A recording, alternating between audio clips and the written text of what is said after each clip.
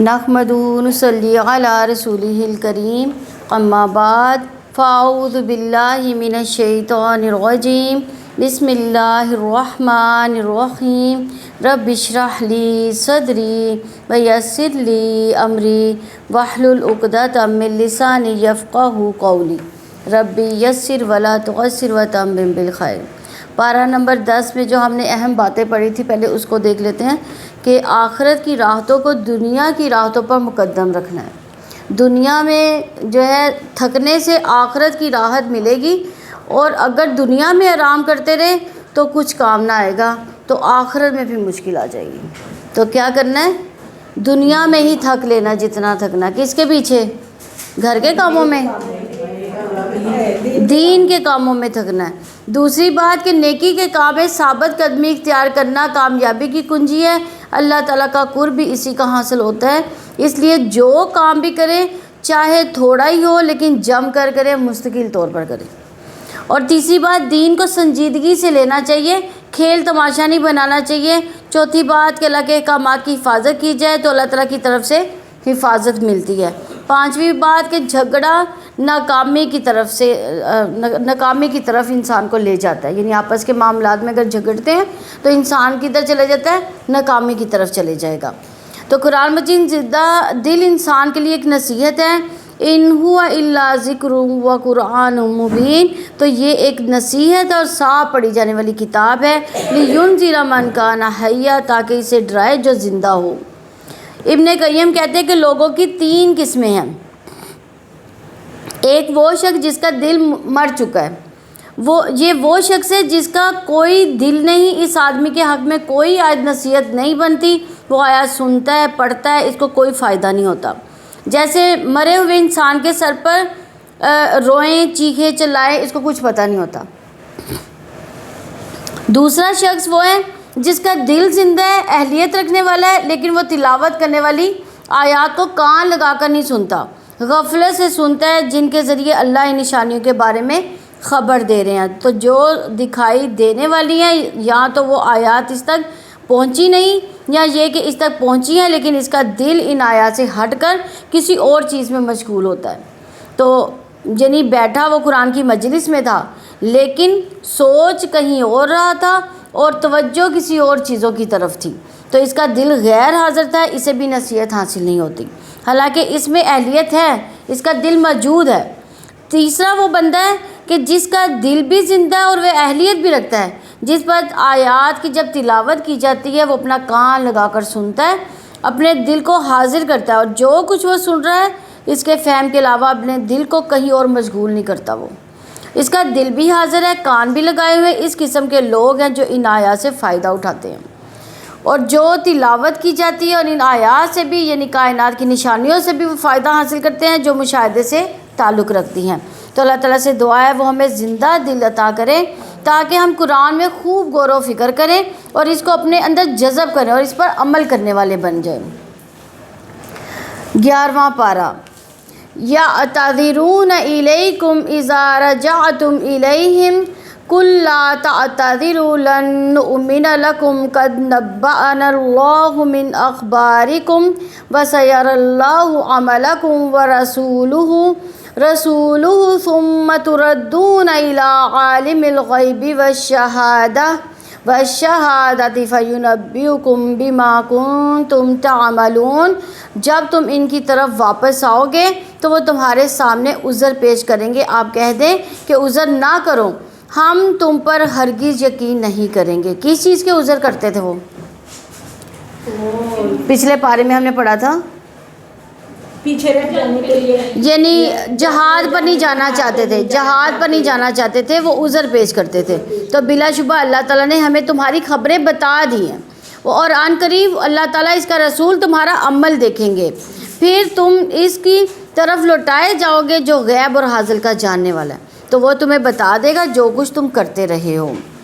یعنی یہاں پر اللہ سبحانہ تعالیٰ دولت مند منافقین کے پیچھے رہنے کا ذکر کرتے ہیں اور فرما رہے ہیں کہ ان کے پیچھے رہنے کے لیے ان کے پاس کوئی عذر نہ تھا، اور اب جب نبی صلی اللہ علیہ وسلم جنگ سے واپس لوٹیں گے، ان کے پاس جائیں گے تو وہ عذر بہانے کریں گے۔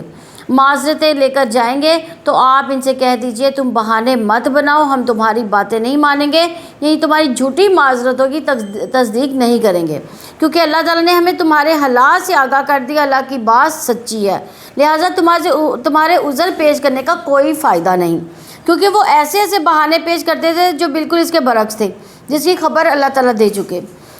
جہاں یہ بتایا جا رہا ہے کہ اللہ اور اس کا رسول صلی اللہ علیہ وآلہ وسلم تمہارے اعمال دیکھیں گے، یعنی دنیا میں عمل صداقت کی میزان ہے، عمل سے پتہ چلتا ہے کہ کسی کا رویہ بتاتا ہے کہ وہ اپنی بات میں کتنا سچا ہے، عمل کے ذریعے سچ اور جھوٹ میں امتیاز ہو جاتا ہے، صرف باتوں سے کسی کے سچا ہونے کا پتہ نہیں چلتا۔ آخر میں اس کے سامنے پیش کیے جاؤ گے جس سے کوئی چیز اوجھل نہیں۔ یہاں اللہ سبحانہ و تعالیٰ کی یہ صفات بیان ہوئی ہے کہ وہ غیب کو جانتا ہے اور حاضر کو بھی جانتا ہے، اس کے لیے سب برابر ہے۔ تم برا یا بھلا جو کچھ کرتے ہو اللہ اس سے تمہیں آگاہ فرمائے گا، وہ اپنے عدل اور فضل سے تمہارے اعمال کی جزا دے گا۔ تو یاد رکھیے کہ جب کوئی انسان برائی کا ارتکاب کرتا ہے تو اس کی 3 حالتوں میں سے ایک حالت ہوتی ہے، یعنی ظاہر اور باطن میں اس کی بات اور عذر کو قبول کیا جائے اور اس کی بنا پر اس کو معاف کر دیا جائے، یعنی کسی نے غلطی کی، معذرت کی تو اس کی معذرت قبول کر لی جائے اور معاف کر دیا جائے۔ دوسری بات کہ اس کی معذرت قبول نہ کی جائے، اس کو سزا دی جائے۔ تیسری بات یہ کہ گناہ کرنے والے کے گناہ سے اعراض برتا جائے اور کسی قسم کی سزا نہ دی جائے۔ تو یہ تیسرا رویہ ہے جس کے بارے میں اللہ تعالیٰ نے حکم دیا کہ منافقین کے ساتھ یہی رویہ اختیار کیا جائے گا، اور جب تم ان کی طرف واپس آؤ گے عنقریب وہ تمہارے لیے اللہ تعالیٰ کی قسمیں کھائیں گے تاکہ تم ان سے اعراض کرو، سو تم ان سے اعراض ہی کر لو، یقیناً وہ گندے ہیں اور ان کا ٹھکانہ جہنم ہے اس کے بدلے میں جو وہ کماتے رہے ہیں۔ یعنی منافقت کی ناپاکی کی علامت بتائی گئی ہے کہ یہاں پر یہ بات سمجھ آ رہی ہے کہ کچھ معاملات رویے ایسے ہوتے ہیں کہ جن میں انسان کو پتہ ہے کہ سامنے والا بالکل جھوٹ کہہ رہا ہے، انتہائی غلط بات کہہ رہا ہے، اس کا عمل اس کے بالکل الٹ ہے، زبان سے جو وہ کچھ کہتا ہے اس پر وہ عمل نہیں کرتا، لیکن آپ کے پاس قسمیں کھاتے ہوئے جھوٹے سچے آنسو بہاتے ہوئے وہ آ جاتے ہیں معذرتیں کرنے کے لیے۔ تو اب یہ ہے کہ آپ کون سا رویہ اختیار کریں گے؟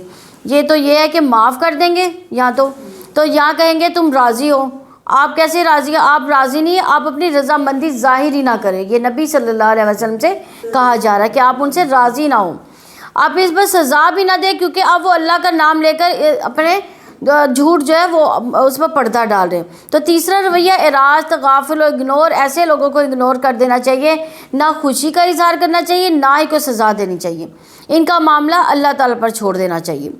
وہ تمہارے لیے قسمیں کھائیں گے تاکہ تم ان سے راضی ہو جاؤ۔ یہ کون لوگ تھے؟ منافقین لوگ تھے۔ کیوں؟ کس بات کی قسمیں کھائیں گے وہ؟ کہ ہم جو ہے عذر کی خاطر جہاد پر نہیں گئے، اس بات پہ وہ نہ قسمیں کھائیں گے، سو تم ان سے راضی ہو بھی جاؤ تو یقیناً اللہ تعالیٰ نافرمان لوگوں سے راضی نہیں ہوتا، یعنی بس انہیں فکر ہے کہ لوگ راضی ہو جائے، لوگوں کی نگاہوں میں اچھے بن جائے۔ یہ بھی نفاق کی ایک علامت ہوتی ہے کہ انسان کو لوگوں کی فکر زیادہ ہو لیکن اللہ تعالیٰ کی جو ہے وہ فکر نہ ہو۔ تو یاد رکھیے اگر ہم اپنی غلطیوں پر، جھوٹ پر، فریب پر، دھوکے پر پردہ ڈال کر جھوٹی باتیں کر کے دوسروں کو خوش کر بھی لیں گے، یعنی بعض لوگ ہوتے ہیں کہ جو دوسروں کو ڈستے ہیں، لوگوں کے لیے سازشیں کرتے ہیں، برے کام کرتے ہیں، لیکن جب لوگوں کے سامنے آتے ہیں تو بڑی خوشنما باتیں کرتے ہیں اور پھر ان کو خوش کرنے کی کوششیں کرتے ہیں جن کو انہوں نے پیچھے سے ڈسا ہوتا ہے یا ان کو نقصان دیا ہوتا ہے یا ان کو دھوکہ دیا ہوتا ہے۔ ایسے میں سامنے والا راضی ہو بھی جائے لیکن اللہ دیکھ رہا ہوتا ہے کہ یہ شخص کتنا فسادی، کتنا غلط کار ہے۔ تو خاندانی تعلقات میں بھی آپ کو بعض اوقات ایسے لوگوں سے واسطہ پیش آتا ہے جو پیٹھ پیچھے آپ کا گھر خراب کرتے ہیں، آپ کے شوہر کے دل میں آپ کے خلاف جو ہے بری باتیں بھی ڈالتے ہیں اور اسی طرح کے چھپ چھپ کے غلط کام کرتے ہیں، لیکن آپ کے سامنے آپ کو ظاہر نہیں ہونے دیتے تاکہ آپ سے جو فائدے ان کو پہنچ رہے ہیں وہ پہنچتے رہیں، اور فائدے بھی اٹھاتے ہیں، دھوکہ بھی دیتے ہیں اور آپ کو پتہ بھی نہیں ہوتا۔ تو ایسے لوگوں سے اعراض برتنا چاہیے اور انہیں یہ یاد رکھنا چاہیے کہ بندوں نے اگر کوئی سزا نہیں دی، برا بھلا نہیں کہا، دنیا میں ان کے کوئی نتائج نہیں آئے، لیکن جب اللہ کے حضور حاضر ہونا ہے تو خوب شامت آئے گی۔ تو انسان کو اللہ کی خوشنودی کو بندوں کی خوشنودی پر مقدم نہیں رکھنا چاہیے، یعنی ہمیشہ دیکھنا چاہیے کہ کیا میرا رب بھی میرے اس طرز عمل سے راضی ہے یا نہیں، کیونکہ لوگوں کے برعکس اگر انسان اللہ کو راضی کرے اور اللہ سبحانہ و تعالیٰ اس کے دنیا کے حالات بھی درست کر دے اور آخرت کے بھی۔ تو ایک روایت میں آتا ہے کہ امیر معاویہ رضی اللہ نے ام المومنین حضرت عائشہ رضی اللہ عنہ کو لکھا کہ مجھے ایک خط لکھیے جس میں میرے لیے نصیحتیں ہوں لیکن زیادہ نہ ہوں. یہ بھی بڑی حکمت کی بات ہے کہ تھوڑی بات ہو لیکن زیادہ اس سے فائدہ حاصل ہو سکے. تو حضرت عائشہ رضی اللہ عنہ نے امیر معاویہ کو یہ لکھا کہ السلام علیکم، اما بعد، میں نے رسول اللہ صلی اللہ علیہ وسلم کو فرماتے سنا، جو شخص اللہ کی رضا لوگوں کو ناراض کر کے تلاش کرے گا تو لوگوں سے پہنچنے والی تکلیف کے سلسلے میں اللہ اس کے لیے کافی ہوگا. جو لوگ ناراض ہوں گے کچھ دن بعد وہ راضی ہو جائیں گے، اللہ ان کے لیے کافی ہو جائے گا. یعنی جو شخص لوگوں کی رضامندی کو اللہ کے غصے میں تلاش کرے گا اللہ اسے جو ہے لوگوں کے سپرد کر دے گا. پہلے لائن کو ذرا ڈیفائن کیجیے گا. کون سی لائن کو؟ فرسٹ والی جو آپ نے کہی ہے کہ جو لوگ ناراض ہوں گے کچھ دن بعد راضی ہو جائیں گے. یعنی جیسے آپ نے کسی کا دل دکھایا ہے تو وہ کچھ دن بعد تو اس کو بھول جائے گا، وہ آپ کے ساتھ سیٹ ہو جائے گا، لیکن اللہ تعالیٰ کو وہ آپ کی غلطی یاد رہ جائے گی. اور وہ جو قیامت والے دن جو اللہ تعالیٰ آپ کے وہ غلطی آپ کے سامنے جب رکھے گا تو پھر بہت شرمندگی ہوگی. اللہ تعالیٰ ہمیں اس شرمندگی سے بچائے. تو مقصد اس کا کیا تھا کہ ہر حال میں کیا کرنا چاہیے؟ اللہ کو راضی رکھنے کی فکر کرنی چاہیے. اس آیت سے یہ بھی پتہ چلتا ہے کہ اللہ فاسق لوگوں سے راضی نہیں ہوتا. اگر ہم یہ چاہتے ہیں سچے دل سے کہ اللہ ہم سے راضی ہو جائے تو پھر ہمیں وہ کام کرنے چاہیے جن سے اللہ راضی ہو، جن سے اللہ کی محبت حاصل ہو. تو دیہاتی کفر اور نفاق میں زیادہ سخت ہے. اسی لائق ہے کہ جو اللہ تعالیٰ نے اپنے رسول پر نازل کیا اس کی حدود کو وہ نہ جانے، اور اللہ تعالیٰ سب کچھ جانے والا کمال حکمت والا ہے. تو اس میں یاد رکھنے والی بات کیا ہے؟ دیہاتیوں میں رہنے والوں کے پاس علم حاصل کرنے کے ذرائع کم ہوتے ہیں، تو علم کے مجالس میں بھی وہ کم جاتے ہیں، اور ویسے بھی ان کا طرز زندگی جو ہے رف اینڈ ٹف ہوتا ہے، جس کی وجہ سے ان کے مزاج کے اندر تھوڑی سی سختی ہوتی ہے، اور پھر قرآن و سنت کا علم نہ ہونے کی وجہ سے بھی ایک سختی ان کے دلوں میں ہوتی ہے. تو اس لیے یہاں پر بہت اہم نقطہ جو ہے وہ سامنے آتا ہے کہ انسان جہالت دور کرنے کے لیے علم حاصل کرے تاکہ اس کے دل کی سختی بھی دور ہو جائے اور اس کے رویے اور اخلاق کی سختی بھی دور ہو جائے. آپ نے دیکھا ہوگا چاہے دنیا کا علم بھی حاصل کیے ہو، ایک پڑھا لکھا سمجھدار انسان ایک خاص قسم کی ہمبلنیس اور عاجزی ہوتی ہے اس میں، اور اس کے برعکس ان پڑھ شخص کے اندر ایک کھردرا پن ہوتا ہے جو علم حاصل کرنے کے لیے علماء کے پاس بیٹھنا چاہیے اس لیے، اور علم کی مجلسوں میں شریک بھی ہونا چاہیے. اور دیہاتیوں میں سے ایسے بھی ہیں جو کچھ وہ اللہ تعالیٰ کی راہ میں خرچ کرتے ہیں اس کو تاوان سمجھتے ہیں، اور وہ تم پر زمانے کی گردشوں کا انتظار کرتے ہیں. بری گردش انہی پر ہے، اور اللہ تعالیٰ سب کچھ سننے والا، سب کچھ جاننے والا ہے. اور دیہاتیوں میں سے کچھ وہ ہیں جو اللہ تعالیٰ اور آخرت کے دن پر ایمان رکھتے ہیں، اور جو بھی وہ خرچ کرتے ہیں اسے اللہ کے نزدیک قربتوں اور رسول کی دعاؤں کا ذریعہ سمجھتے ہیں. سن لو یقیناً وہ ان کے لیے قرب کا ذریعہ ہے، عنقریب اللہ تعالیٰ ان کو اپنی رحمت میں داخل کرے گا. یقیناً اللہ تعالیٰ بے حد بخشنے والا، نہایت رحم والا. یعنی آپ صلی اللہ علیہ وسلم صدقہ کرنے والوں کو دعا دیا کرتے تھے. تو جب کوئی صدقہ کرنے آتا تھا تو نبی صلی اللہ علیہ وسلم ان کے لیے خاص دعا کیا کرتے تھے. تو اللہ کا قرب کس چیز سے حاصل ہوتا ہے؟ صدقے سے. تو ایمان کے بعد انفاق فی سبیل اللہ سے، اس کے بارے میں انسان کو دل میں بخل نہیں رکھنا چاہیے، دل میں تنگی نہیں رکھنی چاہیے. دین کو آگے بڑھانے کے لیے طالب علموں پر، کتابوں پر، علم پھیلانے پر خوب خرچ کرنا چاہیے. یہ چیز انسان کو اللہ کے قریب کرتی ہے. نبی صلی اللہ علیہ وسلم صدقہ کرنے والوں کو دعا دیا کرتے تھے، اللہم صلی علی آل فلاں، یعنی اے اللہ صدقہ دینے والے اور اس کی آل پر رحمت فرما. ایک موقع پر عبداللہ بن ابی اوفا کہتے ہیں کہ میرے والد آپ صلی اللہ علیہ وسلم کے پاس صدقہ لے کر آئے تو آپ نے دعا فرمائی کہ اے اللہ ابو اوفا کی اولاد پر رحمت فرما. یعنی صدقہ کے جو اثرات ہیں وہ صرف صدقہ کرنے والے پر نہیں ہوتے بلکہ اس کی نسلوں تک بھی یہ خبر پہنچتی ہے اور یہ خیر پہنچتی ہے. تو آپ کے بچوں کی بھی حفاظت ہوتی ہے اور آگے ان کی نسلوں کی بھی جو ہے حفاظت ہوتی ہے. یہ اللہ تعالیٰ کے قرب کا ذریعہ ہوتا ہے. تو برکت کی دعا بھی دینی چاہیے کہ اللہ تعالیٰ تمہارے مال میں برکت کرے. وائل بن حجر کہتے ہیں نبی صلی اللہ علیہ وسلم نے ایک شخص کو زکوٰۃ وصول کرنے کے لیے بھیجا. وہ ایک شخص کے پاس آیا تو اسے کمزور سا اونٹ کا بچہ دے دیا زکوٰۃ میں. تو نبی صلی اللہ علیہ وسلم نے فرمایا ہم نے اللہ اور اس کے رسول صلی اللہ علیہ وسلم کی طرف سے ایک شخص کو صدقہ وصول کرنے کے لیے روانہ کیا، لیکن اس شخص نے یہ کمزور سا اونٹ کا بچہ دیا. اللہ اس میں اور اس کے اونٹوں میں برکت نہ فرمائے. یعنی نبی صلی اللہ علیہ وسلم نے ان کے لیے بد دعا کر دی. تو آپ صلی اللہ علیہ وسلم کی یہ بات اس شخص کو پہنچ گئی کہ اس کے بارے میں نبی صلی اللہ علیہ وسلم یہ فرما رہے ہیں، کیونکہ دراصل اس کے ذریعے سب کو سکھانا مقصود تھا تو وہ ایک خوبصورت اونٹنی لے کر آ گیا اور عرض کرنے لگا کہ میں اللہ عز و جل اور اس کے نبی کے سامنے توبہ کرتا ہوں اور معافی مانگتا ہوں. تو آپ صلی اللہ علیہ وسلم نے فرمایا اللہم بارک فی و فی ابلی، اللہ اس میں اور اس کے اونٹوں میں برکت پیدا کر دے. یعنی آپ ہی اس سے راضی ہو گئے کیونکہ آپ اسے اپنی ذات کے لیے کچھ وصول نہیں کرتے تھے، اللہ کے دین کے لیے حاصل کر رہے تھے. تو عام طور پر صدقہ کرتے ہوئے ہم اپنی پسندیدہ چیزیں نہیں دیتے، ادھر ادھر کی وہ چیزیں دیتے جن کی ہمیں ضرورت نہیں ہوتی، وہ صدقہ کرتے ہیں. ٹھیک ہے، بعض کا زائد از ضرورت چیزیں دے بھی سکتے ہیں اور کہ وہ کسی اور کی ضرورت ہو، ہماری ضرورت نہ ہو.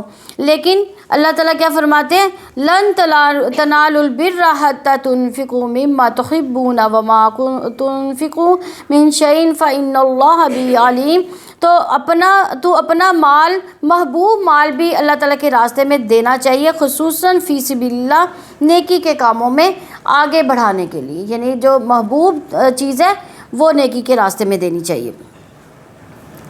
اور مہاجرین اور انصار میں سب سے پہلے سبقت کرنے والے اور جن لوگوں نے حسن و خوبی سے اس کی اتباع کی، اللہ تعالیٰ ان سے راضی ہو گیا اور وہ اس سے راضی ہو گئے. اور اللہ تعالیٰ نے ان کے لیے باغات تیار کیے جن کے نیچے سے نہریں بہتی ہیں. وہ ان میں ہمیشہ ہمیشہ رہنے والے، یہی بہت بڑی کامیابی ہے. یعنی رضی اللہ عنہم، یعنی ہمارے لیے قابل اتباع لوگ کون ہیں؟ جنہیں نبی صلی اللہ علیہ وآلہ وسلم کا ساتھ نصیب ہوا. دیکھا جائے کہ ان کا لائف سٹائل کیا تھا. کبھی ہم نے دیکھنے کی کوشش کی کہ صحابہ کرام نے کیسی زندگی بسر کی؟ کبھی کسی نے کسی صحابی کے بارے میں کوئی پوری لائف اس کی پڑھی ہو؟ کبھی ایسا ہوا؟ موقع ملا کبھی؟ ہمیں اپنی زندگیاں اسلام کے راستے میں ڈھالنے کے لیے یہ بہت ضروری ہے کہ ہم نبی صلی اللہ علیہ وسلم کا طرز عمل زندگی دیکھیں اور سامنے صحابہ کرام کا طرز زندگی دیکھیں. وہ اپنے مال کے معاملے میں کیا کرتے تھے، ان کا طریقہ زندگی کیا تھا. اگر اللہ کی رضا چاہتے ہیں تو ان کو اپنا رول ماڈل بنا لیں. لیکن ہم اپنا رول ماڈل کس کو بناتے ہیں؟ جو دنیا کی چیزیں دیکھتے ہیں، فلم سٹار کو. کوئی نہ کوئی فلم سٹار ہمارا آئیڈیل ہوتا ہے، یا سیاستدان کوئی ہمارا آئیڈیل ہوتا ہے. لیکن ہمارا آئیڈیل جو ہے نبی صلی اللہ علیہ وسلم اور صحابہ کرام ہونے چاہیے. تو یاد رکھیے ہمیشہ آگے جانے والوں، سبقت کرنے والوں کی پیروی کرنی چاہیے، نہ کہ وہ جو پیچھے ہیں سست ہے. اس لیے انسپائریشن لے جو نیکی میں آپ سے آگے، ان سے نہ لے جو آپ سے پیچھے ہے، کہ ابھی تو وہ بھی نہیں کر رہا اور ابھی وہ بھی نہیں کر رہا اور اس نے بھی شروع نہیں کیا، چلو جب وہ کرے گا میں بھی کر لوں گا. ایسے نہیں کرنا. نہیں تو پہلے جا چکے، جو آگے بڑھ چکے، جو اوپر کے درجوں میں پہنچ چکے، ان کو دیکھیں. یہاں انہی کی طرف اشارہ ہے. تو احسان کے ساتھ پیروی کرنے کا مطلب یہ کہ ایمان لانے میں ان کی پیروی کی، نیک اعمال میں ان کی پیروی کی، اپنے اقوال، اپنے اعمال میں اللہ کی رضا تلاش کرنے میں ان کی پیروی کی، کہ جس طرح صحابہ کرام، تابعین اللہ کی رضا حاصل کرنے کے لیے اپنا سب کچھ قربان کر دیا کرتے تھے. اللہ تعالی ہم سب کو بھی توفیق عنایت فرمائے. اور تمہارے گرد و پیش دیہاتیوں میں سے کچھ منافق ہیں اور کچھ اہل مدینہ میں سے نفاق پر جم گئے ہیں. آپ ان کو نہیں جانتے، ہم انہیں جانتے ہیں.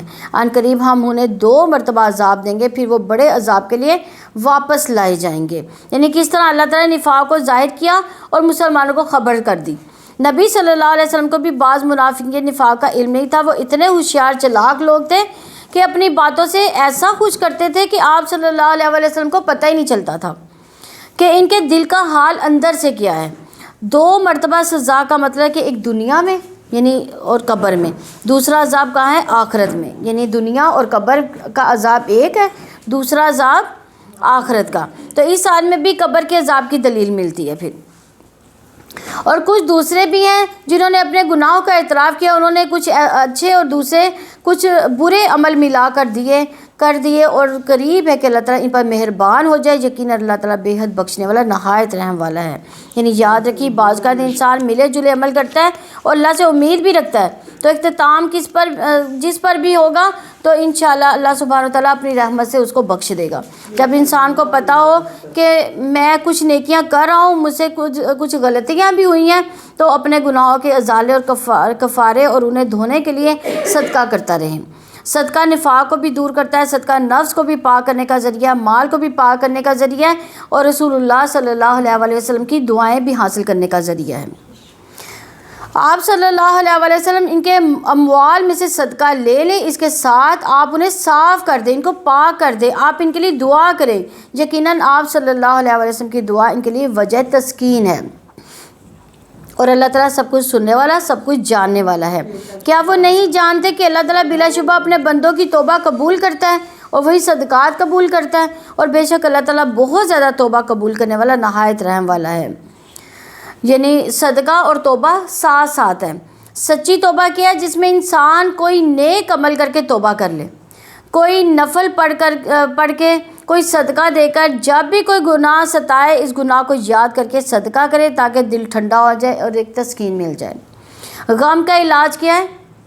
صدقہ۔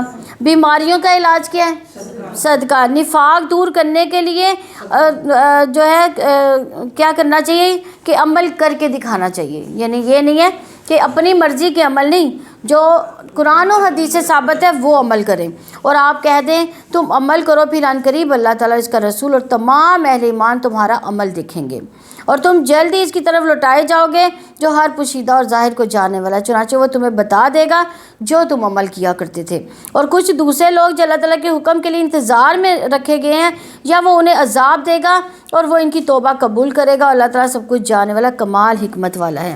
یعنی کچھ اور لوگوں کی طرف اشارہ ہے کہ جن میں نفاق نہیں تھا لیکن محض سستی کی وجہ سے پیچھے رہ گئے تھے، اور جن لوگوں نے ایک مسجد بنائی ہے نقصان پہنچانے اور کفر کرنے اور مومنوں کے درمیان تفرقہ پھیلانے کے لیے، اور اس شخص کے لیے گھات کی جگہ بنانے کے لیے جس نے اس کے لیے پہلے اللہ تعالیٰ اس کے رسول سے جنگ کی، تو بلا شبہ وہ ضرور قسمیں کھائیں گے کہ ہم نے بھلائی کے سوا کچھ ارادہ نہیں کیا، اور اللہ تعالیٰ گواہی دیتا ہے کہ بلا شبہ وہی یقیناً جھوٹے ہیں۔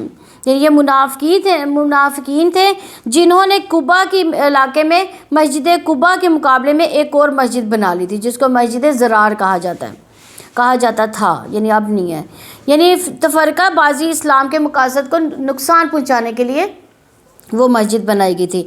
تو اس مسجد کو بنانے کا مقصد کیا تھا؟ اسلام کو فائدہ نہیں تھا بلکہ اسلام کی بجائے کفر کو فائدہ دینا اس کا مقصد تھا۔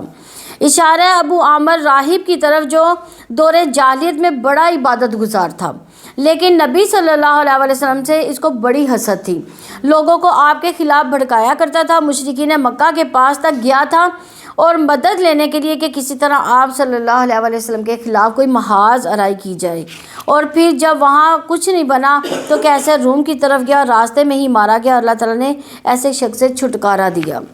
تو وہ مسجد بنائی گئی اس کو سپورٹ کرنے کے لیے، کیونکہ منافقین جہاں کہیں بیٹھتے تھے تو پتہ چل جاتا تھا کہ انہوں نے سوچا کہ مسجد میں بیٹھیں گے تو کسی کو شک ہی نہیں ہوگا، تو لوگ سمجھیں گے کہ بڑا نیکی کا کام کر رہے ہیں، حالانکہ وہ مسجد کے اندر ہی بیٹھ کے اسلام کے خلاف سازشیں کرتے تھے۔ بہانہ یہ کرتے تھے کہ ہم نے معذور اور کمزور لوگوں کے قریب کے علاقے میں مسجد بنائی ہے، آپ ان میں کبھی کھڑے نہ ہوں، یعنی ان میں نبی صلی اللہ علیہ وسلم کو کھڑے ہونے سے منع کر دیا گیا۔ یقیناً وہ مسجد جس کی بنیاد پہلے ہی دن سے تقویٰ پر رکھی گئی ہے وہی زیادہ حقدار ہے کہ آپ اس میں کھڑے ہوں۔ اس میں ایسے مرد ہیں جو پسند کرتے ہیں کہ وہ بہت پاک رہیں، اور اللہ تعالیٰ بہت پاک رہنے والوں سے محبت کرتا ہے۔ تو یاد رکھیے اگر بد نیتی کے ساتھ کوئی نیک عمل بھی کیا جائے تو وہ بھی انسان کے اوپر الٹا وبال کا باعث بنتا ہے۔ کسی بھی نیک عمل کے لیے بنیادی شرط کیا ہے کہ انسان کی نیت خالص ہو۔ اب دیکھیں مسجد بنانا کوئی وہ بری نیت تو نہیں ہے، لیکن اس مسجد کی نیت کیا تھی بنانے کی؟ اس کی بنیادوں میں تقویٰ اس کی بنیاد نہیں تھی، اس میں مسلمانوں کو نقصان پہنچانا مقصد تھا۔ تو نبی صلی اللہ علیہ وسلم کے پاس یہ لوگ آئے کہ آپ اس مسجد کا افتتاح کر دیں تاکہ مہر لگ جائے کہ یہ اتھینٹک ہے، اللہ تعالیٰ نے آپ کو اس مسجد کے اندر جانے سے روک دیا۔ قبا والوں کی تعریف فرمائے، ان کی پاکی کی بنا پر ان سے پوچھا گیا کہ یہ ایسا کیا طریقہ اختیار کرتے ہیں جس کی بنا پر اللہ تعالیٰ نے ان کی تعریف کی، تو پتہ چلا کہ یہ رفع حاجت کے بعد پتھروں اور ڈھیلوں سے صفائی کرنے کے بعد پانی سے استنجا بھی کرتے ہیں، یعنی صفائی کا خاص خیال رکھتے ہیں۔ تو اس سے یہ ہو رہا ہے، یعنی یہ ثابت ہوتا ہے کہ صرف ٹیشو پیپر کافی نہیں ہوتا، پانی سے دھونا بھی صفائی کا خیال رکھنا بہت ضروری ہے۔ اسی صفائی طہارت کی وجہ سے اللہ پاک صاف رہنے والوں سے محبت کرتا ہے۔ اپنی جسمانی صفائی طہارت کا بھی انسان کو خوب خیال رکھنا چاہیے تاکہ فرشتے بھی نفرت نہ کریں، انسانوں کو بھی اذیت نہ ہو اور اللہ کی محبت بھی حاصل ہو۔ صاف رہنا فطرت کے اعمال میں سے ہے۔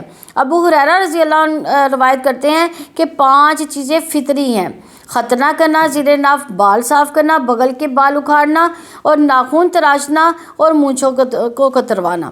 یہ ان سب چیزوں کا اہتمام کرنا چاہیے، خاص کر جمعہ کے دن۔ اسی طرح رات کو بھی وضو کر کے سونے کی بڑی فضیلت ہے۔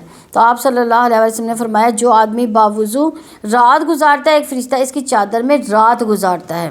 جب بھی وہ بندہ رات کی کسی گھڑی میں جاگتا تو فرشتہ کہتا ہے اللہ اپنے اس بندے کو بخش دے کیونکہ اس نے باوضو حالت میں رات گزاری۔ بے شک بعد میں وضو ٹوٹ بھی جائے مگر ابتدا جو ہے سونے سے پہلے اس نے کیا کی؟ وضو کر لیا، تو یہ جو ہے اس کی بخشش کی دعا اس کو ملتی رہی۔ فرض کریں آپ کسی کو 5,000 روپیہ یا 10,000 دیتے ہیں کہ ساری رات میرے لیے جو ہے جا کر دعا کرو، تو وہ کیا اس نیت سے دعا کرے گا جو فرشتے کرتے ہیں اس طرح سے؟ اور دیکھیں یہ ہمیں کس بنا پر مل رہا ہے؟ صرف وضو کرنے کی، وضو بس آپ لوگوں نے کرنا ہے۔ تو کیا وہ شخص بہتر ہے جس نے اپنی عمارت کی بنیاد اللہ تعالیٰ کے خوف پر اس کی رضا پر رکھی ہو، یا وہ جس نے اپنی عمارت کی بنیاد کسی کھوکھلے تودے کے کنارے پر رکھی ہو جو گرنے والا؟ چنانچہ وہ اسے لے کر جہنم کی آگ میں گر گیا۔ اللہ تعالیٰ ظالم لوگوں کو ہدایت نہیں دیتا۔ یعنی دین کے لیے اگر کوئی عمارت بنا رہا ہو تو اس میں 2 چیزیں ہونی چاہیے، اس تعمیر میں اللہ کا خوف بھی ہو، اللہ کی رضا حاصل کرنے کا شوق بھی ہو کہ اس کی وجہ سے اللہ مجھ سے راضی ہو جائے۔ اشارہ ہے کہ مسجد زرار کی طرف جس میں نیت کا اخلاص نہیں تھا۔ تو یاد رکھیے کہ کوئی بھی جو ہے فزیکلی عمارت بنائے یا کوئی نیکی کا کام کریں، جب تک کہ اس کے نیچے اخلاص کی بنیاد نہیں ہوگی اس وقت تک جنت کا حصول ممکن نہیں ہوگا۔ تو اگر اس کے نیچے دھوکہ اور فریب تو ہوگا تو وہ عمارت گرے گی اور انسان کو جو ہے جہنم میں لے جائے گی۔ بظاہر بڑا سا نیکی کا کام جو ہے وہ جنت میں لے جانے والا نہیں، لیکن اگر اللہ کے لیے نہیں کیا جا رہا، نیکی چھوٹی بھی ہے بڑا فائدہ دے جاتی ہے۔ آدھی کھجور کا صدقہ بھی انسان کو جہنم سے بچا لیتا ہے اگر اللہ کے لیے کیا جائے، اور بڑے سے بڑے کارنامے بھی، چاہے وہ قرآن کی تلاوت ہو، قرآن کا پڑھنا پڑھانا ہو، یا شہادت کی موت ہو، یا اسی طرح بہت سی سخاوت کرنا، اگر وہ اللہ کی رضا کے لیے نہیں ہے تو یہی اعمال سب سے پہلے جہنم میں لے جانے والے ہوں گے۔ دکھاوے کی نیکیاں جنت میں نہیں لے جائیں گی، جہنم میں لے جائیں گی۔ اس لیے انسان کو سب سے زیادہ فکر کس بات کی ہونی چاہیے؟ اخلاص اور نیت کی۔ تو اور زیادہ پتہ چلتا ہے کہ جب نیکی کا کام کرنے کے لیے کہیں سے تنقید سننی پڑتی ہے تو آپ کتنا اپنے آپ کو جو ہے اپسٹ کرتے ہیں، یعنی یا راحت میں رکھتے ہیں۔ یعنی یہ ہے کہ اگر کسی نے آپ کو نیکی کا کام کرتے کرتے اکسا دیا تو آپ نیکی کے راستے سے ہٹ جائیں، یہ بھی نہیں ہے۔ اور آپ دوسری بات کہ اپنی نیت کو خالص کرنا ہے، اور یہ بات جو ہے نا کوئی بھی نیکی کا کام کرتے ہوئے نا اپنے دماغ کو بار بار ریمائنڈر دیا کریں کہ میں اللہ تیری رضا کے لیے کر رہی ہوں، اللہ تعالیٰ میں تیری رضا کے لیے کر رہی ہوں، اس میں میری رضا نہ ہو، میرا کوئی مقصد نہ ہو، میں اپنے فائدے کے لیے نہ کروں، صرف اللہ کے فائدے کے لیے کروں، اللہ کی رضا کے لیے کروں۔ تو یہ جو ہے نا یہ اپنے آپ کو بار بار ریمائنڈر دینے والی بات ہے۔ جب ہم اپنے آپ کو ریمائنڈر نہیں دیتے نا تو کیا ہوتا ہے؟ شیطان ہمیں ہمارے اخلاص سے، ہماری نیت سے ہٹا دیتا ہے، ہم اس میں نیت جو ہے ہماری پٹری سے اتر جاتی ہے۔ تو اس لیے نیت کو خالص کرنا بہت ضروری ہے۔ ان کی عمارت جو انہوں نے بنائی ان کے دلوں میں ہمیشہ بے چینی کا باعث بنی رہے گی، مگر یہ کہ ان کے دل ہی ٹکڑے ٹکڑے ہو جائیں، اور اللہ تعالیٰ سب کچھ جاننے والا کمال حکمت والا ہے۔ یقیناً اللہ تعالیٰ نے مومنوں سے ان کی جانیں، ان کے اموال خرید لیے کہ یقیناً اس کے بدلے میں ان کے لیے جنت ہے۔ وہ اللہ تعالیٰ کی راہ میں لڑتے ہیں، چنانچہ وہ قتل کرتے ہیں اور قتل کیے بھی جاتے ہیں۔ یہ تورات اور انجیل اور قرآن میں اللہ تعالیٰ کے ذمہ پکا وعدہ ہے، اور کون اللہ تعالیٰ سے بڑھ کر اپنا وعدہ پورا کرنے والا ہے۔ تو اپنے اس سودے پر خوشیاں مناؤ جو تم نے اللہ تعالیٰ سے سودا کیا، یہی بہت بڑی کامیابی ہے۔ یعنی سوچئے خریدار کون ہے؟ آپ کی جان کا لینے والا کون ہے؟ اللہ۔ تو آپ سے خریدنا چاہتا ہے آپ کی جان اور مال، کس کے بدلے میں؟ جنت کے بدلے میں۔ تو یہ معاہدہ کہاں لکھا گیا؟ 3 کتابوں میں، تورات، انجیل اور قرآن پاک میں۔ دنیا کی سب سے بہترین کتابوں میں یہ بات لکھی ہے، سب سے سچی کتابوں میں۔ تو کس کے ذریعے یہ معاہدہ کروایا جا رہا ہے؟ نبی صلی اللہ علیہ وسلم کے ذریعے سے، اور معاوضہ کیا ہے؟ جنت۔ تو تو خریدار بھی بہترین، معاوضہ بھی بہترین، جہاں معاہدہ لکھا وہ بھی بہترین، جس کے ذریعے معاہدہ کروایا جا رہا وہ بھی بہترین۔ تو یہ ساری چیزیں انتہائی سچی، انتہائی اتھینٹک ہے۔ کیا پھر بھی کوئی شک ہے کہ ہم اپنی جان، اپنا وقت، اپنی صلاحیت، اپنی ذہانت، اپنا مال اللہ کے راستے میں نہ لگائیں؟ تو خالصتاً اللہ تعالیٰ کے لیے، کیونکہ اس کا بدلہ اللہ تعالیٰ نے جنت لکھا ہوا ہے۔ یہ سودا انتہائی قیمتی سودا ہے۔ نبی صلی اللہ علیہ وسلم نے فرمایا کہ خبردار سن لو، اللہ کا سودا بڑا مہنگا ہے، سن لو بے شک اللہ کا سودا جنت ہے، تم سے مال جان لیتا ہے اور بدلے میں جنت دیتا ہے۔ لیکن یاد رکھیے جنت ہمارے اعمال کا صلہ نہیں ہو سکتی، ہمارے اعمال پھر بھی تھوڑے ہیں، جنت خریدنے کے لیے کافی نہیں ہے۔ پھر اس کے بعد یہ اللہ کا فضل اور رحمت ہوگی کہ اللہ تعالیٰ ہمیں جنت نصیب کرتے ہیں۔ آمین آمین۔ وہ توبہ کرنے والے، آگے جو ہے وہ ان نیک لوگوں کے بارے میں بات آ رہی ہے کہ وہ کیسے لوگ ہوں گے۔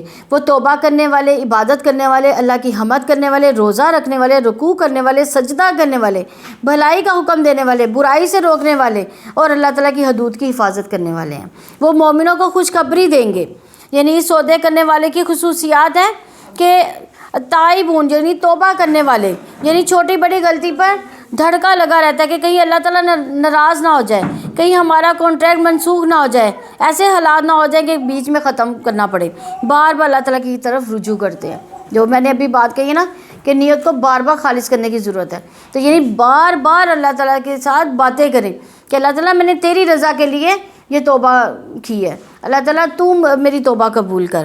عابدون، عبادت گزار ہیں، صرف فرض ادا نہیں کرتے بلکہ نوافل کا بھی اہتمام کرتے ہیں، تہجد، صلاۃ ضحیٰ، فرض کے علاوہ سنت نفل بھی۔ اور ہم کیا کرتے ہیں؟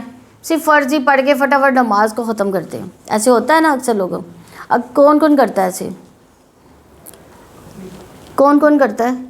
کوشش کرتے ہیں کہ نفل بھی پڑھ لیے جائے، پوری نماز پڑھنی چاہیے۔ اور حامدون ہیں، اس کی جو تیسری صفت بتائی گئی ہے، حامدون، ہر حال میں تعریف کرتے ہیں، اچھے برے ہر حال میں اللہ تعالیٰ سے راضی ہوتے ہیں۔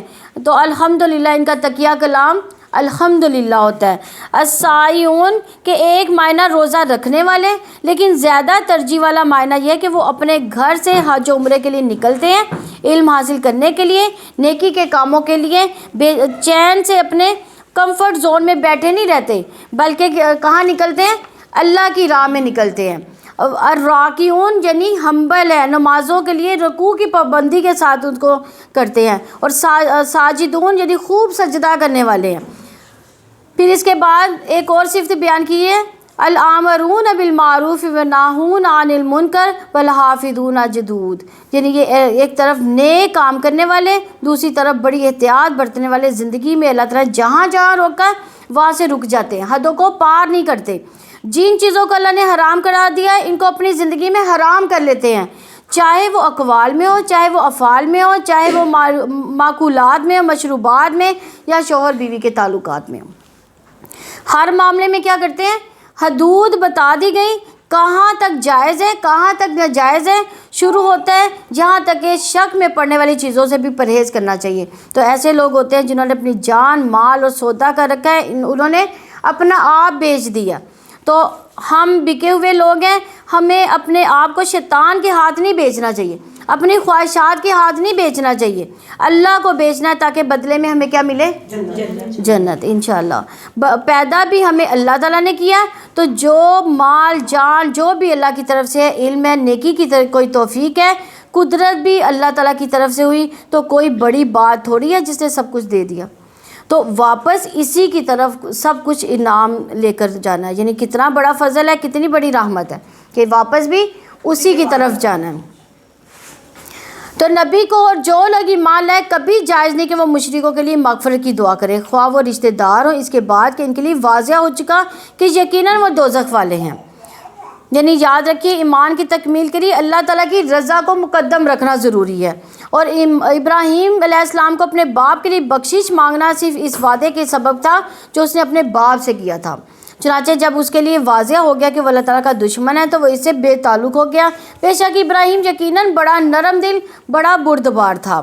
یعنی ابراہیم علیہ السلام جو تھے بڑے نرم دل اور بردبار تھے۔ اللہ تعالیٰ نے ان کی یہ خوبیاں بیان کی، ہم دیکھیں کہ کیا ہم ان کے نقش قدم پر ہیں یا نہیں۔ اور کبھی ایسا نہیں کہ اللہ تعالیٰ کسی قوم کو گمراہ کر دے اس کے بعد کہ وہ انہیں ہدایت دے چکا ہو، یہاں تک کہ وہ ان کے لیے وہ چیز واضح کر دے جس سے وہ بچے۔ بلا شبہ اللہ تعالیٰ ہر چیز کو خوب جاننے والا ہے۔ یقیناً اللہ تعالیٰ کے لیے آسمان و زمین کی بادشاہت ہے، وہی زندگی دیتا ہے، وہی موت دیتا ہے۔ اللہ تعالیٰ کے سوا تمہارا نہ کوئی دوست ہے نہ ہی کوئی مددگار۔ تو بلا شبہ یقیناً اللہ تعالیٰ نے نبی پر بھی، مہاجرین اور انصار پر بھی مہربانی کے ساتھ توجہ فرمائی، جو تنگی کے وقت میں نبی کے ساتھ رہے، اس کے بعد بھی کہ قریب تھا ان میں سے ایک گروہ کے دل ٹیڑھے ہی ہو جائیں۔ پھر اللہ تعالیٰ نے ان پر مہربانی سے توجہ فرمائی، یقیناً ان پر بہت ہی شفقت کرنے والا، نہایت رحم والا ہے۔ تو یاد رکھیے، عام حالات میں امن کی، سکون کی، یعنی وسائل میں ہی کسی خیر کے کام میں کسی کا ساتھ دینا ہو تو بہت آسان ہوتا ہے، لیکن جب ہر طرف سے تنگی اور آزمائش ہو رہی ہو، جیسے غزوہ تبوک کے موقع پر تھی، اس کی طرف اشارہ ہے کہ اس وقت نیکی کے کام میں کسی کا ساتھ دینا جب آپ خود بھی ہینڈ ٹو ماؤتھ ہوں۔ ایک ہوتا ہے کہ آپ کے پاس فارغ وقت ہے، کسی بھی خدمت کر سکتے ہیں، چل پڑتے ہیں آپ کسی کے لیے، تو ایک وقت ہوتا ہے کہ آپ کے پاس 100 کام ہے، آپ ان کو چھوڑ کر پھر اللہ کی راہ میں نکلتے ہیں، دوسرے کی مدد کرتے ہیں۔ تو ایک یہ ہے کہ آپ کے پاس بہت مال ہے، اس میں بہت تھوڑا سا دے بھی دیں گے تو کوئی فرق نہیں پڑتا، لیکن ایک ہے کہ آپ کے پاس مال بہت کم ہے لیکن پھر بھی آپ کیا کرتے ہیں، اس اعلیٰ درجے کے لیے جو ہے وہ نکالتے ہیں۔ تو مشکل وقت میں ہمت ٹوٹنے لگتی ہے، لیکن ایک دوسرے کی ہمت آپ کو بندھانی چاہیے، یعنی مشکل وقت میں کیا ہوتا ہے، انسان پیچھے ہٹ جاتا ہے۔ تو یہ اللہ تعالیٰ کی رحمت ہوتی ہے کہ ہماری گناہوں کے باوجود اللہ ہمیں نیکی کی توفیق دیتا رہے اور ہم سے نیکیاں کرواتا رہے۔ انسان اللہ کا کتنا شکر ادا کرتا ہے کہ وہ کچھ کروا لیتا ہے اور کچھ کرنے کی توفیق بھی دے دیتا ہے۔ کیسے کیسے چھپے ہوئے لوگ ہمارے درمیان موجود ہیں جو کیسی کیسی قربانیاں کر کے قرآن کی محبت میں یہاں تک پہنچے ہیں۔ ہر ایک کا درجہ پھر اس کے مطابق ہے، جتنی مشقت انہوں نے اپنے اس درجے کے لیے اٹھائی ہے۔ کچھ کاموں پر نفس مائل نہیں ہوتے، طویل روزے، راتوں میں لمبا قیام، تو یہ بھی اللہ تعالیٰ کی توفیق ہی سے نصیب ہوگا۔ توفیق مانگتے رہیے، آسانیاں مانگتے رہیے۔ جب اللہ تعالیٰ کسی چیز کو آسان کر دیتا تو آپ حیران ہو جائیں گے کہ یہ اللہ تعالیٰ نے مجھ سے کروا لی ہے، میں اس قابل تھی؟ یعنی آپ دیکھیے، جب آپ توفیق مانگتے رہیں گے تو اللہ تعالیٰ آپ سے مشکل کام بھی کروا لے گا، اور جب وہ آپ کام کر لیں گے تو آپ خود حیران رہ جائیں گے کہ یہ کیسے ہو گیا۔ اکثر ایسے ہوتا ہے، جن عورتوں کو میں کہتی ہوں آپ قرآن سیکھنے کے لیے نہیں آتی، تو وہ یہ کہتی ہیں گھر کے کام ہی نہیں چھوڑتے۔ اگر آپ ایک دفعہ نیت بنا لیں، نیت بنانے کے ساتھ آپ اللہ تعالیٰ سے استقامت کی دعائیں بھی کرتی جائیں، اللہ تعالیٰ سے دعائیں مانگیں کہ اللہ تعالیٰ مجھے اس میں استقامت دے دے، اللہ تعالیٰ میری مدد کر دے، تو آپ دیکھیے گا اللہ تعالیٰ ایسے راستے آپ کے لیے کھول دے گا کہ آپ کو خود بھی نہیں پتہ چلے گا۔ اور ان تینوں پر بھی اس نے توجہ فرمائی جو پیچھے رکھے گئے، یہاں تک کہ جب زمین ان پر تنگ ہو گئی، باوجود اس کے کہ وسیع تھی اور ان پر ان کی جانیں تنگ ہو گئی، انہوں نے یقین کر لیا کہ اللہ تعالیٰ نے سے خود اس کے سوا کوئی جائے پناہ نہیں۔ پھر اللہ تعالیٰ نے بھی ان پر مہربانی کے ساتھ توجہ فرمائی تاکہ وہ توبہ کرے۔ یقیناً اللہ تعالیٰ بہت توبہ قبول کرنے والا، نہایت رحم والا ہے۔ یعنی منافقین نے آ کر جھوٹی قسمیں کھائیں، کچھ اور لوگوں کا معاملہ بھی نپٹ گیا۔ اب 3 لوگ ایسے مدینہ میں رہ گئے تھے، یعنی انہوں نے منافقین نے تو جھوٹی قسمیں کھا کر، جھوٹی باتیں کر کے نبی صلی اللہ علیہ وسلم کو راضی کر لیا، اور انہوں نے اپنے لیے توبہ کی دعا بھی کروا لی۔ لیکن 3 لوگ ایسے تھے مدینے میں جنہوں نے صرف سستی کے مارے نہیں نکلے، وہ کہ پرسوں نکل جائیں گے، ترسوں نکل جائیں گے، ابھی یہ کام کر لوں، ابھی وہ کام کر لوں، میں تو چلا جاؤں گا، تو اس طرح سے وہ جو ہے وہ پیچھے رہ گئے۔ لیکن اس کے باوجود ان کو بڑی تکلیف ہوتی تھی کہ ہم پیچھے رہ جانے والوں میں سے ہو گئے ہیں۔ تو اللہ تعالیٰ نے اس آیت میں ان لوگوں کا ذکر کیا ہے، لیکن ان لوگوں نے بعد میں بہت تکلیف، لیکن انہوں نے نبی صلی اللہ علیہ وسلم سے جھوٹ نہیں بولا، نبی صلی اللہ علیہ وسلم کو سچ بتا دیا کہ ہماری ہی سستی تھی جس کی وجہ سے ہم نہیں جا سکے۔ لیکن نبی صلی اللہ علیہ وسلم نے اس وقت تک ان کے ساتھ بائیکاٹ رکھا، ان 3 بندوں کے ساتھ، اور نبی صلی اللہ علیہ وسلم کے ساتھ صحابہ کرام نے بھی۔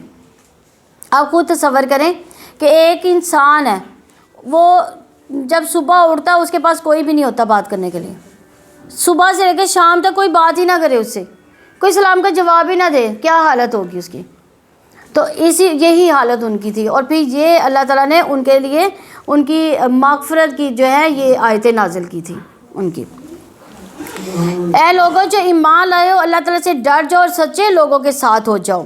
اہل مدینہ اور ارد گرد کے دیہاتیوں کو زیبا نہ تھا کہ وہ اللہ تعالیٰ کے رسول سے پیچھے رہتے، اور نہ یہ کہ وہ اپنی جانوں کو اس کی جان سے عزیز رکھتے۔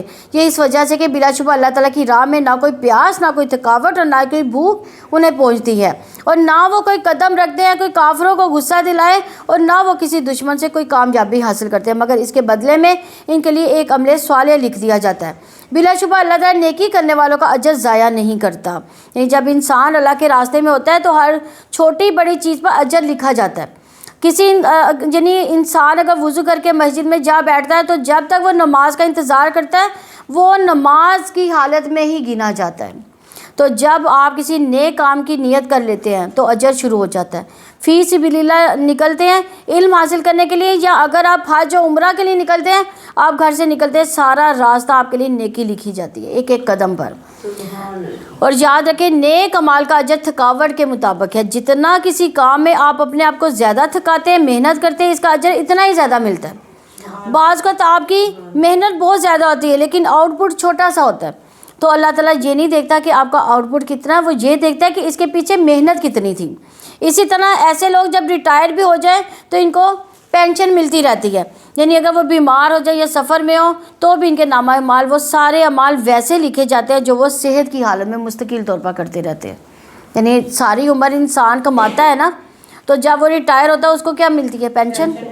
تو اسی طرح جب انسان تندرستی کی حالت میں جیسے اعمال کر رہا ہوتا ہے، جب اس کی صحت ڈسٹرب ہوتی ہے، وہ نہیں کر پاتا، تو وہ اس کو اسی طرح اللہ تعالیٰ نیکیاں دیتا رہتا ہے۔ تو نبی صلی اللہ علیہ وسلم نے فرمایا جو اپنے بستر پایا ہے اس کی نیت یہ ہو کہ رات کو اٹھ کر نماز پڑھوں گا تہجد، پھر اس پر نیند کا ایسا غلبہ ہوا کہ سوتے سوتے صبح ہو گئی، تو اس کو جس عمل کی تہجد کی نیت نے سلا دیا تو اس کا بھی ثواب ملے گا۔ یعنی اس نے نیت کر کے وہ سویا تھا کہ میں تہجد پڑھوں گا لیکن وہ اٹھ نہیں سکا، لیکن اس کو ثواب کتنا ملا؟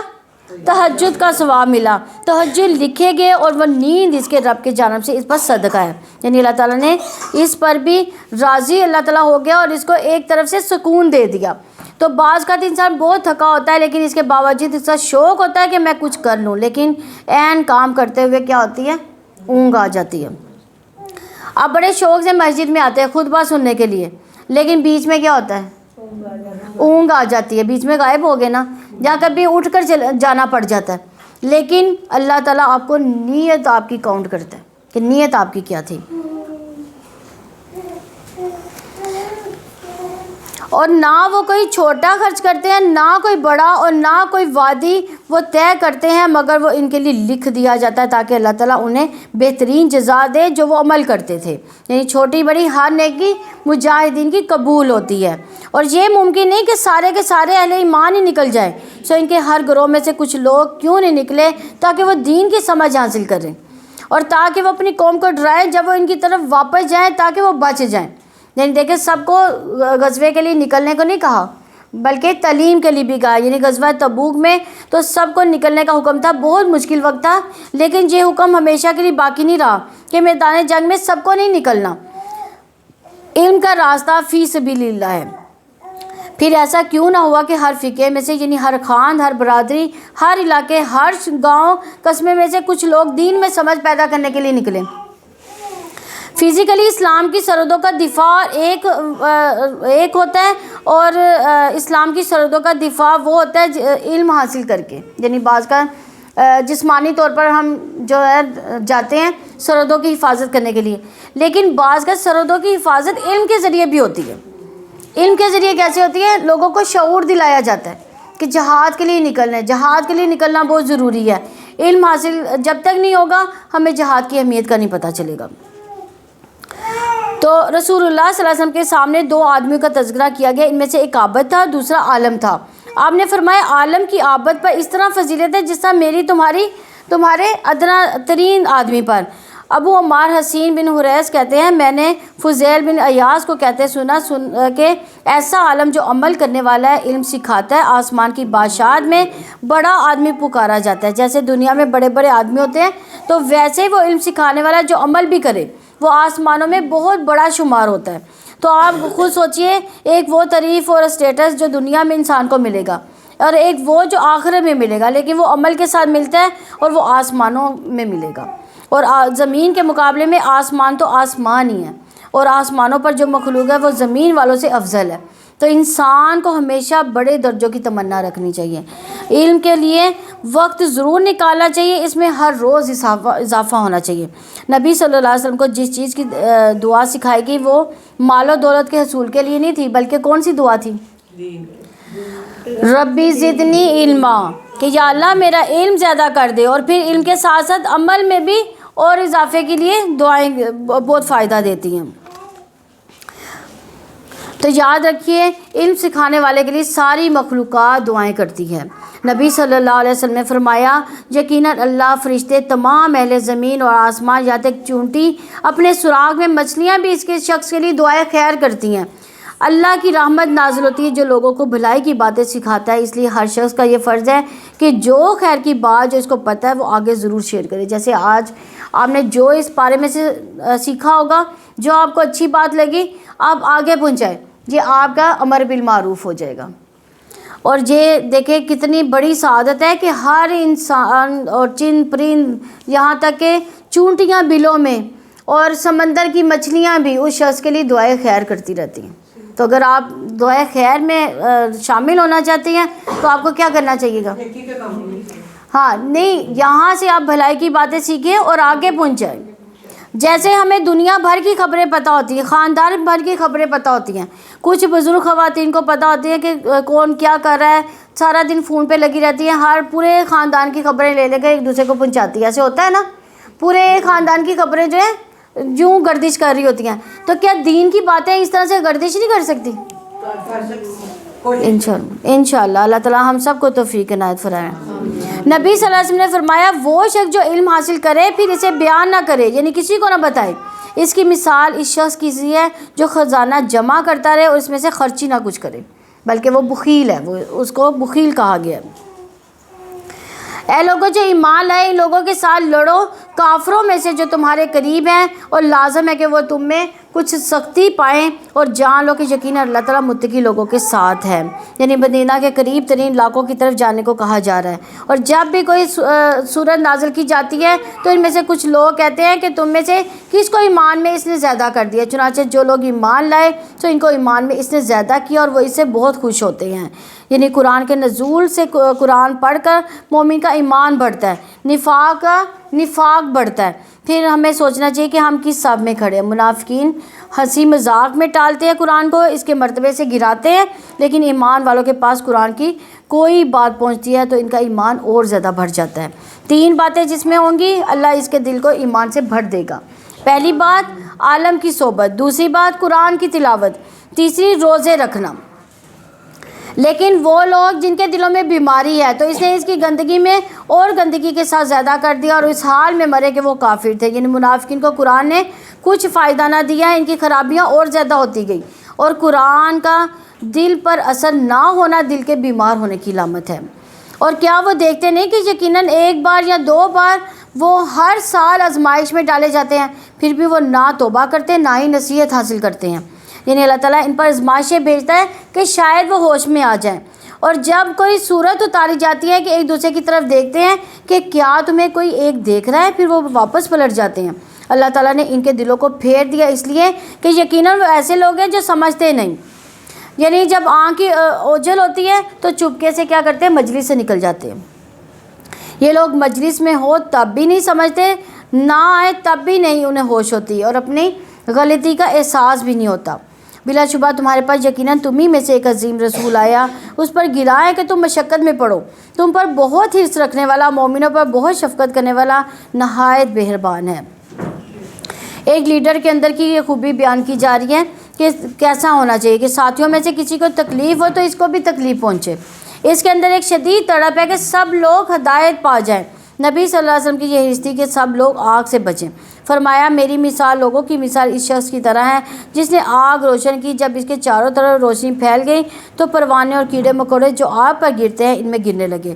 وہ آدمی ان کو آگ سے دور کرتا ہے لیکن وہ اس کے قابو میں نہیں آتے، لیکن آگ میں گرتے رہتے ہیں۔ اس طرح میں تمہاری کمروں سے پکڑ پکڑ کر تمہیں آگ سے دور کرتا ہوں اور تم ہو کے اس میں گرتے چلے جاتے ہو۔ یہ کس کی صفت بیان کی جا رہی ہے؟ کون آگ سے ہمیں بچا رہا ہے؟ اللہ تعالیٰ نبی صلی اللہ علیہ وسلم ہمیں آگ سے بچاتے ہیں، لیکن ہم ہیں کہ آگ کی طرف جاتے ہیں۔ آپ صلی اللہ علیہ وسلم نے امت کی خاطر اپنے آرام کو ترک کر دیا، آپ ان کی تکلیف کا خیال رکھتے ہیں۔ رسول اللہ صلی اللہ علیہ وسلم نے فرمایا، میں نماز شروع کرتا ہوں، میرا ارادہ لمبی نماز پڑھانے کا ہوتا ہے، لیکن میں بچے کے رونے کی آواز سنتا ہوں تو میں اس کی والدہ کی تکلیف کی شدت کی وجہ سے نماز چھوٹی کر دیتا ہوں۔ کون کہہ رہے ہیں؟ نبی صلی اللہ علیہ وسلم۔ کیا ہم بھی دوسروں کے لیے اتنے کیئرنگ ہیں کہ ان کو تکلیف نہ پہنچے؟ تو ہر وہ شخص جو لیڈرشپ کے مقام پر ہے، ان کو لازمی اس بات کا خیال رکھنا چاہیے کہ اس کے ساتھی کس حال میں ہیں، کسی تکلیف میں تو نہیں۔ آپ امت کے لیے روتے تھے، ان کے لیے دعائیں کرتے تھے۔ پھر اگر وہ منہ موڑے تو آپ کہہ دیں، اللہ تعالیٰ ہی مجھے کافی ہے، اس کے سوا کوئی معبود نہیں، میں نے اسی پر بھروسہ کیا اور وہی عرش عظیم کا رب ہے۔ حسبی اللہ لا الہ الا اللہ هو علیہ توکلت وهو رب العرش العظیم۔ تو یہ کلمہ بڑا اہم کلمہ ہے، پریشانیوں میں کفایت کرتا ہے۔ یہ سورہ توبہ کی آخری آیت ہے۔ سورہ نبی داؤد کی روایت میں آتا ہے، جس نے صبح شام 7 بار یہ پڑھا، اللہ اس کی پریشانیوں میں اس کی کفایت کر دے گا۔ کوئی پڑھتا ہے اس کو صبح شام 7 دفعہ؟ یہ صبح شام کے اذکار میں ہے، 7 دفعہ پڑھیں گے تو اللہ تعالیٰ تمام کاموں کے لیے کافی ہو جائیں گے۔ تو اگر آپ پر کوئی الزام لگائیں یا تکلیف دیں جس کا آپ کے پاس جواب نہ ہو تو کیا کہیں گے؟ حسبی اللہ نعم الوکیل، کہ اللہ تعالیٰ ہی مجھے وکیل کافی ہے۔ سورہ یونس، سورہ یونس مکی ہے، اس میں 109 آیات اور 11 رکوع ہیں۔ سورہ یونس اللہ سبحانہ تعالیٰ کی توحید بیان کرتی ہے، جو کہ مکی صورتوں کا خاصہ ہے، اور اس میں بے شمار دلائل دیے گئے ہیں، عقلی بھی نقلی بھی۔ سورہ یونس کی ابتدا نبی صلی اللہ علیہ وسلم کی طرف وحی آنے کے بارے میں ہوئی۔ سورہ توبہ کا اختتام بھی نبی صلی اللہ علیہ وسلم سے متعلق ہے۔ سورہ یونس کا آغاز بھی، یہ پہلی صورت ہے جو کسی نبی کے نام پر ہے۔ 3 مسلسل صورتیں یونس، ہود اور یوسف انبیاء کے ناموں پر ہیں۔ اگرچہ اس میں یونس علیہ السلام کا ذکر بہت مختصر سا ہے، لیکن باقی تمام واقعات کے مقابلے میں بڑی اہمیت رکھتا ہے۔ کیوں اہمیت رکھتا ہے؟ کیونکہ یونس علیہ السلام کی قوم کے بارے میں کہا جاتا ہے کہ عذاب آنے سے پہلے انہوں نے توبہ کر لی تھی، باقی ساری قوموں کو عذاب ہو گیا تھا، یہ ایسی قوم تھی اس کو عذاب نہیں دیا گیا تھا، اللہ تعالیٰ نے ان کی توبہ قبول کر لی تھی۔ اللہ تعالیٰ کے نام سے جو وسیع رحمت والا، نہایت رحم والا ہے، الف لام را، یہ کمال حکمت والی کتاب کی آیات ہے۔ کیا لوگوں کے لیے عجیب بات ہو گئی کہ ہم نے انہی میں سے ایک آدمی کو وحی کی کہ آپ لوگوں کو ڈراؤ اور بشارت دے دو ان لوگوں کو جو ایمان لائے کہ یقیناً ان کے لیے ان کے رب کے پاس سچا مرتبہ۔ کافروں نے کہا، بے شک یہ ضرور کھلا جادو ہے، اور یقیناً اللہ تعالیٰ ہی تمہارا رب ہے، جس نے آسمان و زمین کو 6 دنوں میں پیدا کیا، پھر وہ عرش پر بلند ہوا، وہی ہر کام کی تدبیر کرتا ہے، کوئی سفارش کرنے والا نہیں مگر اس کی اجازت کے بعد۔ وہی اللہ تعالیٰ تمہارا رب ہے، سو تم اس کی عبادت کرو۔ تو کیا تم نصیحت حاصل نہیں کرتے؟ یعنی ایمان والوں کو خوشخبری دی گئی کہ ان کا مرتبہ مقام ان کے رب کے پاس عزت والا ہے۔ تو اب رب کی پہچان کروائی جا رہی ہے کہ کس کو ماننا، کس کو پوجنا ہے۔ سارے اختیارات کا مالک کون ہے؟ تو کیا تم غور نہیں کرتے کہ ساری کائنات اس کی اطاعت میں ہے، اسی کے چلانے پر چل رہی ہے؟ تو تمہیں بھی اس کی طرف اپنا رخ کرنا چاہیے، آئے بھی اسی کے پاس، جانا بھی اسی کے پاس، اور جتنے دن جہاں بھی ہیں اسی کی یاد میں گزارنے تو اچھا ہے، تبھی کامیابی ہوگی۔ اللہ تعالیٰ نے آخرت کا دن کیوں رکھا؟ اعمال کا بدلہ دینے کے لیے، کیونکہ دنیا میں یہ ممکن نہیں، کیونکہ ایک بندہ اگر 1000 لوگوں کو قتل کرتا ہے تو کیا وہ اس کا بدلہ دے سکتا ہے؟ لیکن یہ بدلہ کب ملے گا؟ قیامت والے دن۔ تو اسی طرح ایک یعنی اگر کوئی کسی کے ساتھ زیادتی کرتا ہے تو وہ زیادتیوں کا بھی بدلہ جو ہے قیامت کے دن ہی دیا جائے گا۔ اسی کی طرح تم سب کو لوٹنا ہے۔ اللہ تعالیٰ کا سچا وعدہ ہے، یقیناً وہی پیدائش کا آغاز کرتا ہے، پھر وہ اسے دوبارہ پیدا کرے گا تاکہ وہ ان لوگوں کو انصاف کے ساتھ جزا دے جو ایمان لائے، جنہوں نے نیکیاں کی ہیں، اور جن لوگوں نے کفر کیا ان کے لیے کھولتے ہوئے پانی سے پینا ہے اور دردناک عذاب ہے اس کے بدلے میں جو وہ کفر کیا کرتے تھے۔ وہی ہے جس نے سورج کو تیز روشنی، چاند کو نور بنایا، اس کی منزلیں مقرر کی تاکہ تم برسوں کی گنتی اور حساب معلوم کرو۔ اللہ تعالیٰ نے یہ سب کچھ نہیں پیدا کیا مگر حق کے ساتھ، اور وہ ان لوگوں کے لیے نشانیاں کھول کر بیان کرتا ہے جو علم رکھتے ہیں۔ یعنی یہ اللہ تعالیٰ کی قدرت کی نشانیاں انسان کو فائدہ پہنچانے کے لیے ہیں۔ علم والے ہی نشانیوں کی تفصیلات جانتے ہیں، چاہے وہ دین کا علم ہو یا دنیا کا علم جو ایمان کے ساتھ ہے۔ ایمان کے بغیر ان چیزوں کی تفصیلات انسان کو کسی نتیجے تک نہیں پہنچاتی اور پھر وہ ان چیزوں کا صحیح حق بھی نہیں ادا کرتے۔ یقیناً رات اور دن کے اختلاف میں اور آسمانوں اور زمین میں اللہ تعالیٰ نے جو کچھ پیدا کیا اس میں ان لوگوں کے لیے نشانیاں جو ڈرتے ہیں۔ یقیناً جو لوگ ہماری ملاقات کی امید نہیں رکھتے اور وہ دنیا کی زندگی پر راضی ہو گئے، اس پر ہی مطمئن ہو گئے، اور وہ لوگ جو ہماری آیات سے غافل ہیں، یعنی یہی لوگ ہیں جن کا ٹھکانہ آ گیا اس کے بدلے میں جو وہ کمایا کرتے تھے۔ یقیناً جو لوگ ایمان لائے جنہوں نے نیکیاں کی ہیں، ان کا رب انہیں ان کے اعمال کی وجہ سے انہیں ہدایت دے گا، نعمت کے باغوں میں ان کے نیچے سے نہریں بہتی ہوں گی۔ یعنی آخرت کا یقین ہے، جن کو دنیا میں دل لگا لیا ان کی رونقوں میں گم ہو گئے۔ حسن کہتے ہیں اللہ کی قسم جب تک کافر اپنی اس دنیا پر راضی نہیں تھے انہوں نے دنیا کو ہی مزین کیا، نہ اس کا مرتبہ بلند کیا۔ جب دنیا پر راضی ہو گئے تو اس کو خوبصورت بنانے میں لگ گئے اور اس کے معیار کو بلند کرنے میں لگ گئے، اور وہ اللہ کی آیات سے بے خبر غافل، ان میں غور و فکر نہیں کرتے، اور اللہ کی شرعی آیات کا بھی انہیں علم نہیں کہ جن پر وہ عمل پیرا ہوں۔ تو ایسے لوگوں کے لیے قیامت کے دن پھر آگ کا ٹھکانہ ہے۔ تو یاد رکھیں انسان اپنی ساری قوتوں اور سوچ و بچار کا مرکز صرف دنیا کو نہ بنائے۔ اپنی آخرت کو بھول کر صرف دنیا کے پیچھے لگ جانا ناکامی کی علامت ہے۔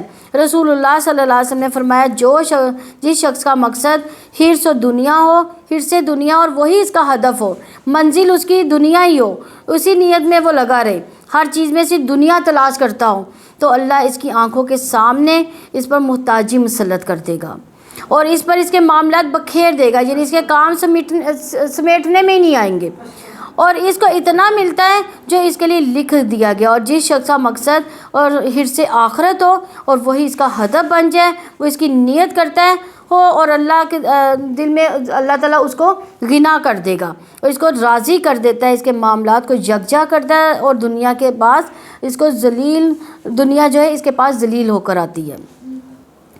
ایمان کی دولت سے دنیا بھی ہے استقامت ملتی ہے، اور آخرت میں جنت کی طرف رہنمائی بھی ملتی ہے۔ ایمان ذریعہ بنتا ہے ہدایت کا، تو اس لیے ہدایت میں اضافے کے لیے ایمان بڑھانے کی فکر کرنی چاہیے، تبھی علم بھی فائدہ دیتا ہے، ورنہ انسان انفارمیشن حاصل کرتا جائے، ایمان نہ بڑھے تو عمل میں کچھ نہیں، تو جب عمل نہیں تو آخرت کا کوئی فائدہ نہیں۔ تو نیک اعمال کی بدولت کیا ہوتا ہے؟ جنت کی طرف رہنمائی ملتی ہے۔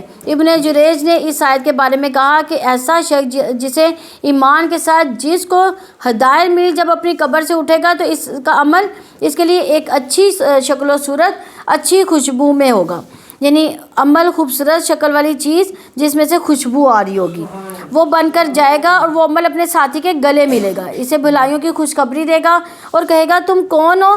وہ کہے گا میں تمہارا عمل ہوں، یعنی عمل استقبال کرے گا اس انسان کا، وہ اس کے آگے آگے روشنی کرے گا یہاں تک کہ اسے جنت میں داخل کر دے گا۔ آپ کو معلوم ہے کہ پل صراط پر کیا ہوگا؟ روشنی نہیں ہوگی، تو وہ عمل جو ہے اس کے لیے روشنی مہیا کرے گی، اور وہ اس وقت تک اس کے ساتھ ہوگا جب تک کہ وہ جنت میں نہ داخل ہو جائے۔ تو کافر کے لیے اس کا عمل بری شکل، بری صورت اور بدبودار صورت میں ہوگا، اپنے مالک سے چمٹ جائے گا، چمٹا رہے گا یہاں تک کہ اسے جہنم میں گرا دے گا۔ تو قبر میں جاتے ہی انسان کے نیک اعمال اس کے ساتھ ہوں گے۔ رسول اللہ صلی اللہ علیہ وسلم نے فرمایا مومن کی مثال اور موت کی مثال اس شخص کی طرح ہے جس کے 3 دوست ہیں، ان میں سے ایک مال ہے جو کہے گا اپنی چاہت کے مطابق لے لو، دوسرا کہے گا میں تیرے ساتھ ہوں، جب تو مرے گا تو میں الگ ہو جاؤں گا، تیسرا کہے گا میں تیرے ساتھ ہوں، تیرے ساتھ ہی جاؤں گا، تیرے ساتھ ہی نکلوں گا۔ یعنی پہلا دوست کیا تھا؟ مال تھا جو صرف دنیا میں رہے گا، اور دوسرا دوست جو اولاد ہے وہ قبر تک جائے گی لیکن واپس آ جائے گی، تیسرا جو عمل ہے وہ قبر تک جائے گا اور اس کے ساتھ ہی آخرت میں اٹھایا جائے گا، لیکن ہم مال اور اولاد کو زیادہ اہمیت دیتے ہیں، عمل کی طرف سے کوتاہی برتتے ہیں۔ نیک اعمال روشن چہرے کی صورت میں قبر کی تنہائی دور کرتے ہیں۔ روایت میں آتا ہے اس کے پاس ایک ایسا شخص آتا ہے نیک اعمال کی شکل میں جس کا چہرہ انتہائی خوبصورت، کپڑے انتہائی خوبصورت، اس سے بڑی اچھی خوشبو آتی ہے، وہ کہتا ہے کہ تو خوشخبری پا اس چیز کی جو تجھے خوش کر دے، یعنی اللہ کی رضا، یعنی جنت کی۔ یہ تیرا وہ دن ہے جس کا تجھے وعدہ کیا جاتا ہے۔ تو وہ فوت شدہ آدمی سے کہتا ہے کہ اللہ تجھے بھی خیر کی بشارت دے، تو کون ہے؟ تیرا چہرہ کیا ہی مبارک ہے، تو خیر لایا، وہ کہتا میں تیرا نیک عمل ہوں، اللہ کی قسم جو کچھ میں جانتا ہوں وہ یہ ہے کہ تو اللہ کی اطاعت میں بڑی جلدی کرتا تھا، اللہ کی نافرمانی میں سستی برتتا تھا۔ فجزاک اللہ خیرہ، یعنی یاد رکھیے نیک عمل آج ہمیں بھاری لگتے ہیں، قرآن کی مجلس میں حاضر ہونا سیکھنا نیکی کا کام، پھر اس میں سے جو عمل کے نقطے ہیں ان پر عمل کرنا، یہ نفس پر بھاری ہوتے ہیں، مصروفیات میں انسان کو گم رکھتے ہیں، پھر یاد نہیں رہتا، لیکن یہی تو کام آنے والا ہے، اس کی فکر کی ضرورت کرنی چاہیے، اور دنیا میں مشغول نماز میں بس جلدی سے 2-4 سجدے کر کے نہیں اٹھ جانا چاہیے، اور نماز کو بوجھل نہیں سمجھنا چاہیے، بلکہ پوری تسلی سے خشوع و رضو کے ساتھ پڑھنی چاہیے۔ ان کی دعا اس میں ہوگی پاک ہے تو اے اللہ، ان کی آپس کی دعا اس میں سلام ہوگی، کن کی؟ جنت والوں کی۔ ان کی دعا کا اختتام یہ ہوگا کہ سب تعریف اللہ تعالیٰ کے لیے جو تمام جہانوں کا رب ہے، اور اگر اللہ تعالیٰ لوگوں کو بہت جلدی بھلائی دینے کی طرح ان کی برائی جلدی دے تو یقیناً ان کی مدت ان کی طرف پوری کر دی جائے۔ تو جو لوگ ہماری ملاقات کی امید نہیں رکھتے، ان لوگوں کو ہم ان کی سرکشی میں چھوڑ دیتے ہیں کہ وہ حیران پھرتے ہیں، اور انسان کو جب کوئی تکلیف پہنچتی ہے تو وہ ہمیں اپنے پہلو پر یا بیٹھے ہوئے یا کھڑے ہوئے پکارتا ہے، پھر جب ہم اس کی وہ تکلیف اسے دور کر دیتے ہیں تو وہ چل دیتا ہے، گویا کہ اس نے ہمیں اس تکلیف میں پکارا ہی نہ تھا جو اسے پہنچی ہو۔ ایسے ہی ہاتھ سے گزر جانے والوں کے لیے خوشنما بنا دیا گیا جو وہ عمل کرتے ہیں۔ یعنی یہ بڑا بے وفائی والا مطلبی معاملہ ہے کہ اللہ کو صرف اس وقت یاد کیا جائے جب پریشانی ہو، جب پریشانی چلی جائے تو پھر انسان غفلت میں پڑ جائے۔ خوشحالی میں، تنگی میں، ہر حال میں کیا کرنا چاہیے؟ اللہ کو یاد کرنا۔ اور بلا شبہ یقیناً ہم نے بہت سے زمانوں کے لوگوں کو تم سے پہلے بھی ہلاک کر دیا جبکہ انہوں نے ظلم کیا، ان کے پیغمبر ان کے پاس واضح دلائل لائے تھے اور وہ ایسے نہ تھا کہ ایمان لاتے۔ ایسے ہی ہم مجرم لوگوں کو سزا دیتے ہیں، پھر ہم نے تمہیں ان کے بعد زمین میں جانشین بنا دیا تاکہ ہم دیکھیں کہ تم کیسے عمل کرتے ہو۔ اور جب ان پر ہماری واضح آیات پڑھی جاتی ہیں تو جو لوگ ہماری ملاقات کی امید نہیں رکھتے وہ کہتے ہیں کہ اس کے علاوہ کوئی اور قرآن لاؤ یا اس کی کو بدل دو۔ آپ کہہ دیں کہ میرے لیے یہ ممکن نہیں ہے کہ میں اپنی جانب سے اسے بدل دوں، میں اس کی پیروی کرتا ہوں جو مجھ پر وحی کی جاتی ہے۔ بلا شبہ اگر میں اپنے رب کی نافرمانی کروں تو میں ایک بہت بڑے دن کے عذاب سے ڈرتا ہوں۔ یہ کون کہہ رہے تھے؟ نبی صلی اللہ علیہ وسلم، جن قرآن کو اپنی خواہشات کے مطابق بدلنا چاہتے تھے، اپنی عقل کے مطابق بدلنا چاہتے تھے۔ تو سوچئے آپ کی عقل بڑی ہے یا اللہ تعالیٰ کی؟ آپ کہہ دیں اگر اللہ تعالیٰ چاہتا تو نہ میں تمہارے سامنے اس کو پڑھتا، نہ اللہ تعالیٰ تمہیں اس کی خبر دیتا، سو یقیناً اس سے پہلے میں تمہارے درمیان ایک عمر بسر کر چکا ہوں۔ تو کیا تم نہیں سمجھتے؟ کون بسر کر چکے تھے؟ نبی صلی اللہ علیہ وسلم، یعنی محمد صلی اللہ علیہ وسلم کتنے عرصہ گزار چکے تھے ان کے درمیان؟ 40 سال انہوں نے گزارے تھے، اور 40 سال کے بعد وحی نازل ہوئی تھی۔ پھر اس سے زیادہ ظالم اور کون ہوگا جس نے اللہ تعالیٰ پر جھوٹ باندھا یا اس کی آیات کو جھٹلایا؟ یقیناً مجرم لوگ فلاح نہیں پاتے اور وہ اللہ تعالیٰ کے ماسوا اس کی عبادت کرتے ہیں جو نہ ہی انہیں نقصان دے سکتے اور نہ ہی انہیں فائدہ پہنچا سکتے ہیں، اور وہ کہتے ہیں کہ اللہ تعالیٰ کہ ہاں یہ لوگ ہمارے سفارشی ہیں۔ آپ کہتے ہیں کہ کیا تم اللہ تعالیٰ کو اس بات کی خبر دیتے ہو جسے نہ وہ آسمانوں میں جانتا نہ زمین میں؟ پاک ہے وہ اور بے حد بلند ہے اس سے جو وہ شریک بناتے ہیں۔ یعنی اہل مکہ کی طرف اشارہ ہے کہ جو اس وقت بت پرستی میں مبتلا تھے، اور تمام لوگ ایک ہی امت تھے، پھر وہ الگ الگ ہو گئے۔ اور اگر آپ کے رب کے پاس ایک بات پہلے سے ہی طے نہ ہوتی تو اس بارے میں ان کے درمیان ضرور فیصلہ کر دیا جاتا جس میں وہ اختلاف کرتے تھے۔ کس بات کا طے شدہ ہے؟ کون سی بات طے شدہ ہے؟ قیامت کا معاملہ۔ قیامت کا معاملہ طے شدہ ہے، اس لیے قیامت کے دن ہی اللہ تعالیٰ جو ہے ان کی بات سچ یا جھوٹ بتائے گا، اور وہ کہتے ہیں کہ اس پر اس کے رب کی طرف سے کوئی نشانی کیوں نہیں اتاری گئی؟ سو آپ کہتے ہیں کہ غیب کی خبر صرف اللہ تعالیٰ کے پاس ہے، چنانچہ تم لوگ انتظار کرو، بلا شبہ میں تمہارے ساتھ انتظار کرنے والوں میں سے ہوں۔ اور جب ہم لوگوں کو کسی رحمت کا مزہ چکھاتے ہیں کسی تکلیف کے بعد جو انہیں پہنچتی ہو، تب اچانک ان کے لیے ہماری آیات میں کوئی بری چال ہوتی ہے۔ آپ کہتے ہیں اللہ تعالیٰ تدبیر میں سب سے زیادہ تیز ہے۔ بلا شبہ ہمارے فرشتے وہ سب لکھ رہے ہیں جو تم بری چالیں چلتے ہو۔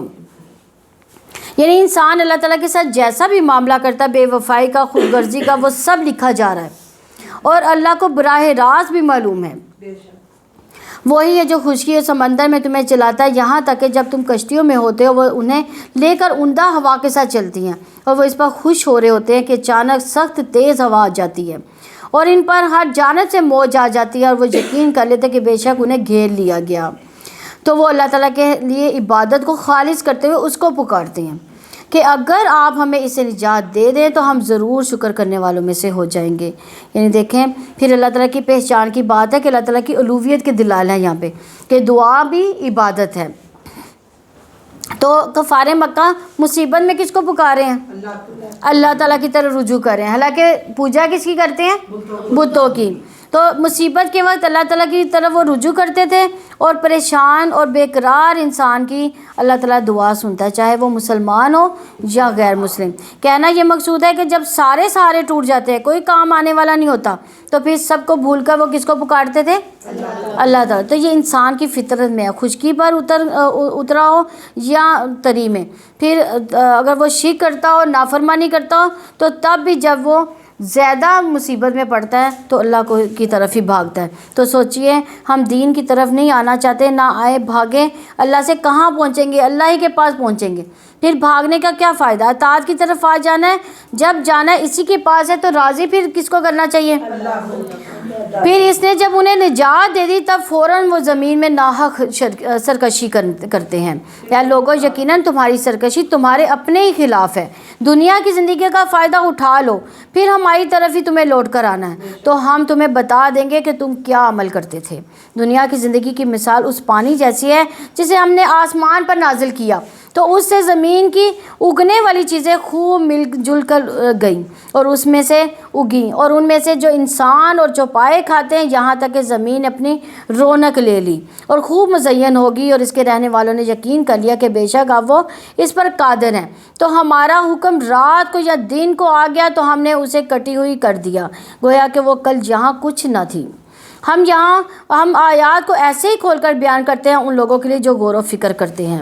یعنی بعض کا انسان ایک موسم میں پھول لگاتا ہے، پھر ایک دن خزاں آ جاتی ہے اور سب کچھ کیا ہوتا ہے؟ ختم ہو جاتا ہے، جیسے کل وہاں کچھ تھا ہی نہیں۔ تو دنیا کی رونقیں بھی ایسے ایک دن ختم ہو جانی ہیں۔ تو یاد رکھیے قیامت کے دن دنیا یوں ہی لگے گی جیسے کوئی چیز ہی نہ تھی، انتہائی حقیر۔ گھر میں، اولاد میں، جن چیزوں کو ہم بہت بڑا سمجھتے ہیں، جن سے ہم خوش ہوتے ہیں، انسپائر ہوتے ہیں، ان سب چیزوں کے بارے میں سوچئے، آج ہیں کل کچھ بھی نہیں ہوں گی۔ تو آپ کوئی پرفیوم بڑا پسند کرتے ہیں، جولری بڑی سنبھال کے رکھتے ہیں، تو کیا فائدہ؟ اس کے سنبھالنے کا کوئی آپ کو فائدہ ہوگا؟ کچھ بھی فائدہ نہیں ہو گیا۔ ہمیں کس چیز کا فائدہ ہوگا؟ جو ہم نیک اعمال کریں گے۔ اور اللہ تعالیٰ سلامتی کے گھر کی طرف دعوت دیتا ہے، اور وہ جس کو چاہتا ہے سیدھے راستے کی طرف ہدایت دیتا ہے۔ جن لوگوں نے نیکی کی ان کے لیے نہایت اچھا بدلہ ہے، اور کچھ مزید ہے، ان کے چہروں کو نہ کوئی سیاہی ڈانپے گی نہ کوئی ذلت، یہی لوگ جنت والے ہیں اور وہ اس میں ہمیشہ رہنے والے ہیں۔ یعنی کاغذ کے ایک صفحے پر جو کچھ دنیا میں آپ کر رہے ہیں، اس صفحے کو جب پلٹایا جائے گا آخرت میں تو وہ سب نکل آئے گا، اور کیا ہے؟ اللہ سبحانہ کا دیدار بھی ہوگا جنت میں۔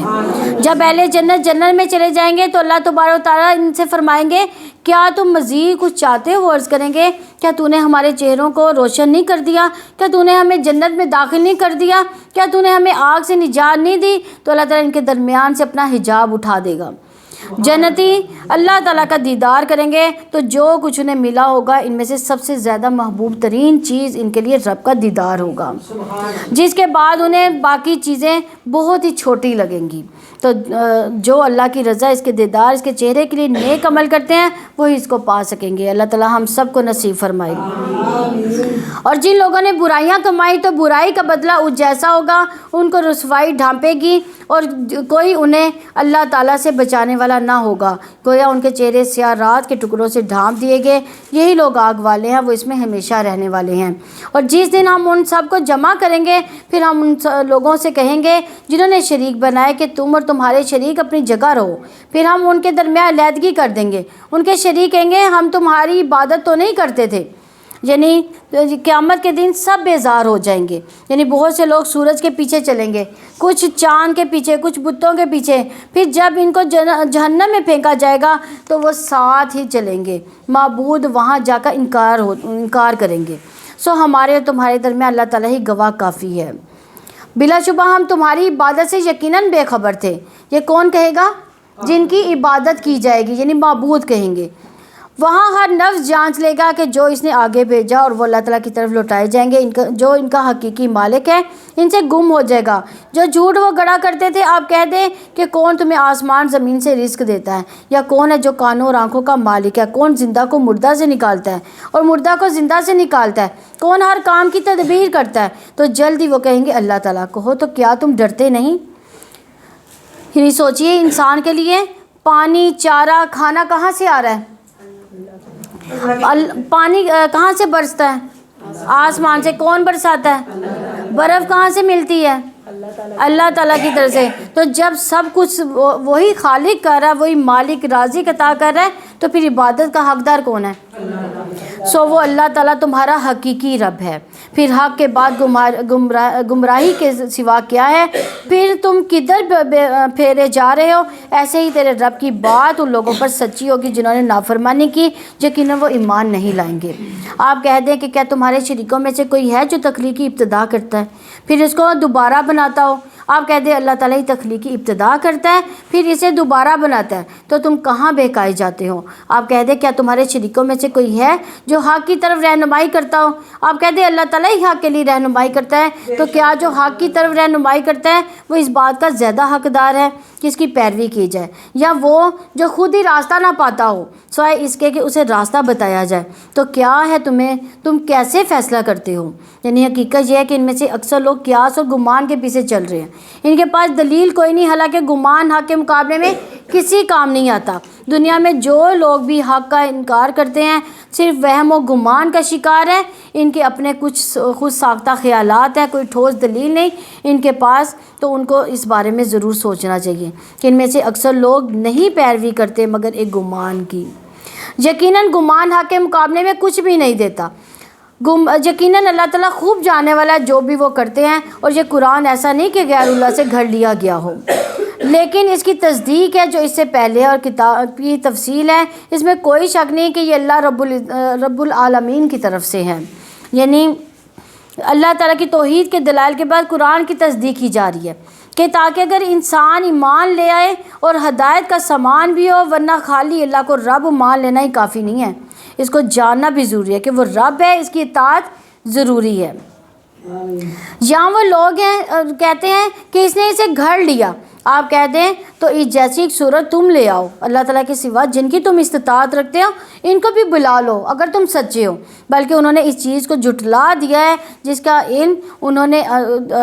کے علم کا انہوں نے احاطہ نہیں کیا، حالانکہ ابھی ان کے پاس ان کی اصل حقیقت نہیں آئی تھی. ایسے ہی لوگوں نے جھٹلا دیا جو ان سے پہلے تھے. تو آپ دیکھ لو ظالموں کا انجام کیسا ہوا. اور ان میں سے کچھ وہ بھی ہے جو قرآن پر ایمان لاتے ہیں، ان میں سے کچھ وہ بھی ہیں جو اس پر ایمان نہیں لاتے. اور آپ کا رب فساد کرنے والوں کو زیادہ جاننے والا ہے. اور اگر وہ تجھے جھٹلائیں تو کہہ دو کہ میرے لیے میرا عمل ہے، تمہارے لیے تمہارا عمل.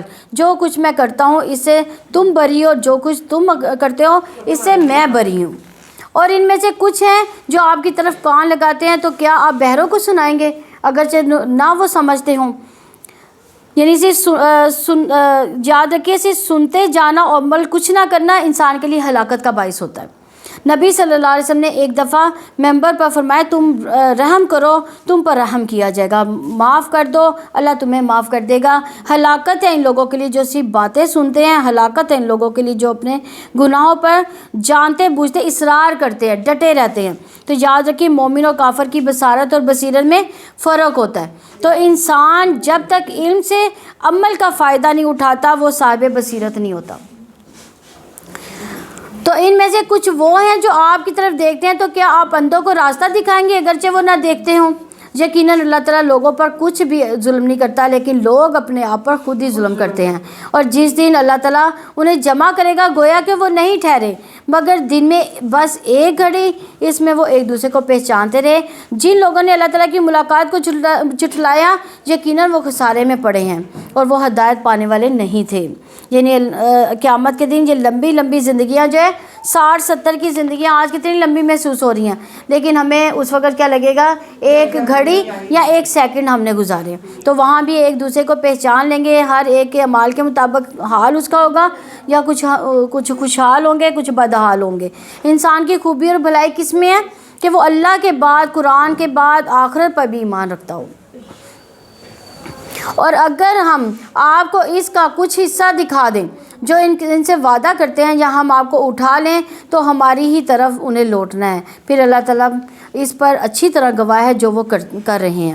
اور ہر امت کے لیے ایک رسول ہے، تو جب کسی امت کا رسول آ جاتا ہے تو اس کے درمیان انصاف سے فیصلہ کر دیا جاتا ہے، ان پر ظلم نہیں کیا جاتا۔ اور وہ کہتے ہیں کہ یہ وعدہ کب پورا ہوگا، اگر تم سچے ہو کہہ دو میں اپنی جان کے لیے نفع نقصان کا مالک نہیں، مگر جو اللہ تعالیٰ چاہے۔ اور ہر امت کے لیے ایک وقت ہے، جب اس کا وقت آ جاتا ہے تو نہ ایک گھڑی پیچھے رہتے ہیں نہ ہی آگے بڑھتے ہیں۔ یعنی انسانوں کی موت کا وقت، پرندوں کی موت کا وقت، دنیا کی موت کا وقت، سب کچھ لکھا ہوا ہے، مقرر ہو چکا ہے وقت۔ آپ کہہ دو کیا تم نے دیکھا اگر اللہ تعالیٰ کا عذاب تم پر رات کو یا دن کو آ جائے، اس میں سے کون سی چیز مجرم جلدی مانگیں گے؟ کیا پھر جو ہی عذاب واقع ہوگا اس پر تم ایمان لاؤ گے؟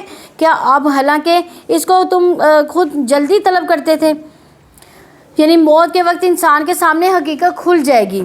جیسے آفت کے ساتھ انسان جب گر جاتا ہے تو اس کو پتہ چل جاتا ہے کہ قوت کس کی ہے۔ جب انسان پریشانی میں مبتلا ہوتا ہے، ایک آفت میں گر جاتا ہے، جیسے زلزلہ کوئی خدا نہ خواستہ آ جائے، تو اس وقت کیا پتہ چلے گا کہ اللہ تعالیٰ کی ہی قوت ہے۔ تو پھر ان لوگوں سے کہا جائے گا جنہوں نے ظلم کیا، ہمیشگی کا عذاب چکھو، تمہیں بدلہ نہیں دیا جائے گا مگر اس کا جو تم کماتے تھے۔ اور آپ سے پوچھتے ہیں کہ کیا وہ واقعی حق ہے؟ آپ فرما دیں کہ ہاں میرے رب کی قسم یقیناً وہ حق ہے، اور تم ہرگز عاجز کرنے والے نہیں۔ اور اگر ہر نفس کے لیے جس نے ظلم کیا وہ سب کچھ جو زمین میں ہے اس کو ضرور فدیے میں دے دے گا، اور وہ شرمندگی کو چھپائیں گے جب وہ عذاب کو دیکھیں گے، اور ان کے درمیان انصاف کے ساتھ فیصلہ کیا جائے گا اور ان پر ظلم نہیں کیا جائے گا۔ سن لو بلا شبہ اللہ تعالیٰ کے لیے جو آسمانوں اور جو زمین میں ہے، سن لو بلا شبہ اللہ تعالیٰ کا وعدہ سچا ہے، لیکن ان کے اکثر لوگ نہیں جانتے۔ وہی زندگی عطا کرتا ہے، وہی موت دیتا ہے، اس کی طرف تم سب لوٹائے جاؤ گے۔ اے لوگو بلا شبہ تمہارے رب کی جانب سے تمہارے پاس عظیم نصیحت آ گئی اور شفا ہے اس کے لیے جو دلوں میں ہے، مومنوں کے لیے ہدایت اور رحمت ہے۔ یعنی یہ قرآن پہنچ چکا ہے، یہ لوگوں کی بیماریوں کے لیے شفا بھی ہے، دلوں کے امراض کا علاج ہے۔ اللہ کا وعدہ سچا ہے، قرآن سینے کی بیماریوں کے لیے شفا ہے۔ یعنی گھٹن، تنگی، وسوسے، برے خیالات، فاسد ارادے، بری نیتیں جو شیطان انسان کے دل میں ڈالتا ہے، یہ وہ سب نکال دیتا ہے، انسان کو اندر سے صاف ستھرا کر دیتا ہے۔ اسی طرح قرآن مجید عام بیماریوں کے لیے بھی شفا ہے، خاص طور پہ سورہ فاتحہ۔ ابن قیم کہتے ہیں دل و جسموں کی بیماریوں میں کوئی بیماری ایسی نہیں جس کا علاج اس کے سبب اس کی طرف رہنمائی کا ذریعہ قرآن میں موجود نہ ہو۔ آپ کہتے ہیں یہ اللہ تعالیٰ کے فضل اس کی رحمت سے ہے، سو اسی کے ساتھ تو لازم ہے کہ وہ خوش ہوں، وہ ان تمام چیزوں سے بہتر ہے جسے لوگ جمع کرتے ہیں۔ یعنی خوش ہونا چاہیے اس کو پا کر، اس کو سن کر، اس کو سمجھ کر، اس پر عمل کر کے، اس کے ذریعے اپنا علاج کر کے۔ قرآن کو چھوڑ کر لوگ جن چیزوں کی طرف اہمیت دیتے ہیں، ان میں مشغول رہتے ہیں، یہ قرآن ان سب چیزوں سے بہتر ہے۔ آپ کہہ دیں کہ تمہارا کیا خیال ہے جو رزق اللہ تعالیٰ نے تمہارے لیے اتارا، تم نے اس میں سے خود ہی کچھ حرام کچھ حلال بنا لیا؟ آپ کہہ دیں کہ کیا اللہ تعالیٰ نے تمہارے لیے اس کی اجازت دی، یا تم اللہ تعالیٰ پر جھوٹ باندھتے ہو؟ اور کیا خیال ہے ان لوگوں کا جو اللہ تعالیٰ پر جھوٹ باندھتے قیامت کے دن کے بارے میں؟ اللہ تعالیٰ یقیناً اللہ تعالیٰ لوگوں پر بڑا فضل فرمانے والا ہے، لیکن اکثر لوگ شکر ادا نہیں کرتے، اور آپ کسی حال میں نہیں ہوتے، اور نہ آپ اس کی طرف سے قرآن میں سے کچھ پڑھتے ہیں، نہ کوئی عمل کرتے ہیں، مگر ہم تمہارے اوپر گواہ ہوتے ہیں جب تم اس میں مشغول ہوتے ہو۔ آپ کے رب سے نہ کوئی ذرا برابر چیز زمین میں غائب ہوتی ہے، نہ آسمان میں، نہ اس سے چھوٹی نہ بڑی، مگر ایک واضح کتاب میں ہے۔ یعنی قرآن بتاتا ہے کہ ذرا بھی چھوٹی چیز ہو یا بڑی سے بڑی چیز، وہ کس میں ہے؟ اللہ تعالیٰ نے لوح محفوظ میں لکھ رکھی ہے، ہر چیز کا ریکارڈ جو ہے موجود ہے۔ سن لو بلا شبہ اللہ تعالیٰ کے دوستوں پر نہ کوئی خوف ہے نہ ہی وہ غمگین ہے. یعنی مومن کو دنیاوی غم تو ہوتے ہیں، جیسے نبی صلی اللہ علیہ وسلم کو اپنے بیٹے ابراہیم کی وفات پر غم تھا، لیکن مومن کا غم مستقل طور پر برقرار نہیں رہتا، وقتی طور پر اس کو غم آتا ہے، لیکن پھر قرآن اس کے لیے شفا بن جاتا ہے. اللہ تعالیٰ کی ہدایت ملتی ہے، پھر وہ اس سے غم سے نکل جاتا ہے. یعنی دائمی غم لاحق نہیں ہوتا. اسی طرح ذلت کا غم، دشمن کے غلبے کا غم، دین کے اقتدار کے ختم ہونے کا غم، یہ غم ہوتے ہیں، لیکن پھر اللہ تعالیٰ تسلی بھی دیتا ہے. نبی صلی اللہ علیہ وسلم نے فرمایا اللہ کے بندوں میں سے کچھ لوگ ایسے بھی ہیں جو نہ نبی ہوں گے نہ شہید، لیکن قیامت کے دن اللہ کے یہاں ان سے بلند مراتب اور منازل کی وجہ سے انبیاء اور شہداء ان پر رشک کریں گے. صحابہ نے عرض کیا اللہ کے رسول ہمیں بتائے وہ کون لوگ ہیں؟ آپ صلی اللہ علیہ وسلم نے فرمایا یہ وہ لوگ ہیں جو آپس میں اللہ تعالیٰ کی کتاب یا اللہ سے محبت کی بنا پر آپس میں محبت کرتے ہوں گے، حالانکہ ان کا آپس میں نہ کوئی رشتہ ہوگا نہ ہی کوئی مالی لین دین ہوگا. بس اللہ کی قسم ان کے چہرے پر نور ہوگے. جب لوگ خوفزدہ ہو رہے ہوں گے تو انہیں کوئی خوف نہیں ہوگا، جب لوگ غمگین اور پریشان ہوں گے تو انہیں کوئی غم اور پریشانی نہ ہوگی. پھر آپ نے اسی آیت کی تلاوت فرمائی الا ان اولیاء اللہ لا خوف علیہم ولا ہم یحزنون. تو سوچئے قرآن کس طرح انسان کو ہدایت بخشتا ہے، روشنی بخشتا ہے، دنیا اور آخرت کے غموں سے چھٹکارا عطا کرتا ہے. جو لوگ ایمان لائے اللہ تعالیٰ سے ڈرتے تھے ان کے لیے دنیا کی زندگی میں اور آخرت میں بھی خوشخبری ہے. اللہ تعالیٰ کی باتوں میں کوئی تبدیلی نہیں، یہی بہت بڑی کامیابی ہے. یعنی اللہ تعالیٰ کے وعدوں میں کوئی تبدیلی نہیں ہوتی. آزما کر دیکھیں. ابو ذر رضی اللہ عنہ کہتے ہیں کہ میں نے نبی صلی اللہ علیہ وسلم سے عرض کیا ایک آدمی خالص اللہ تعالیٰ کے لیے کوئی کام کرتا ہے لیکن لوگ اس کے کام کی وجہ سے محبت کرنے لگتے ہیں. آپ نے فرمایا یہ مومن کو جلد ملنے والی خوشخبری ہے. یعنی دنیا میں ہی اس کو دکھا دیا جاتا ہے کہ تمہارے کام کی کیا قبولیت ہے. اور ان کی بات آپ کو غمزدہ نہ کرے. یقیناً ساری کی ساری عزت اللہ تعالیٰ کے لیے ہے. وہ سب کچھ سننے والا، سب کچھ جاننے والا ہے. یعنی دنیا میں اگر کوئی آپ پر الزام لگائے، آپ کی غلطیاں پکڑ کر اچھالے تو ان باتوں پر غم نہ کریں، کیونکہ عزت کس کی ہے؟ اللہ تعالیٰ کے پاس ہے. اللہ تعالیٰ ہی کی ہے. وہ سب کچھ سننے والا اور جاننے والا ہے. سن لو جو کچھ آسمانوں میں جو کچھ زمین میں یقیناً اللہ تعالیٰ کے لیے. جو لوگ اللہ تعالیٰ کے سوا دوسروں کو پکارتے وہ کسی قسم کے شریکوں کی پیروی نہیں کرتے، وہ گمان کے سوا کسی کی پیروی نہیں کرتے اور وہ محض قیاس سرائیاں کرتے ہیں. یعنی جن کا اللہ پر بھروسہ نہیں وہ محض کیا کرتے ہیں؟ خیالات میں کی دنیا میں رہتے ہیں. وہی ہے جس نے تمہارے لیے رات بنائی تاکہ تم اس میں سکون حاصل کرو، دن کو روشن بنایا. اس میں یقیناً لوگوں کے لیے واقعتاً نشانیاں ہیں جو سنتے ہیں. وہ کہتے ہیں کہ اللہ تعالیٰ نے اولاد بنا رکھی ہے، وہ پاک ہے، وہ بے پرواہ ہے. اسی کا جو کچھ آسمانوں میں جو کچھ زمین میں. تمہارے پاس اس کی کوئی دلیل نہیں کہ تم اللہ تعالیٰ پر وہ کہتے ہو جو تم نہیں جانتے. آپ کہتے ہیں یقیناً جو اللہ تعالیٰ پر جھوٹ باندھتے ہیں وہ فلاح نہیں پائیں گے. دنیا میں تھوڑا سا فائدہ ہے، پھر ہماری ہی جانب تمہیں انہیں لوٹنا ہے، پھر ہم انہیں سخت عذاب چکھائیں گے اس وجہ سے جو وہ کفر کرتے تھے. یعنی من گھڑت دین پیش کر کے دنیا میں تو جو کچھ فائدے حاصل کر سکتے ہیں، لیکن پھر انہیں ہماری ہی طرف لوٹ کر آنا ہے. اور آپ ان پر نوح کی خبر پڑھ کر سنائیں جب اس نے اپنی قوم سے کہا اے میری قوم، اگر اللہ تعالیٰ کی آیات کے ساتھ میرا کھڑا ہونا، میرا نصیحت کرنا تم پر بھاری گزرا ہے تو میں نے اللہ تعالیٰ پر بھروسہ کیا. سو تم اپنے معاملے میں اپنے شریکوں سمیت کوئی متفقہ فیصلہ کرو، پھر تمہارا معاملہ تم پر چھپا نہ رہے گا. پھر مجھ پر کر گزرو اور مجھے مہلت نہ دو.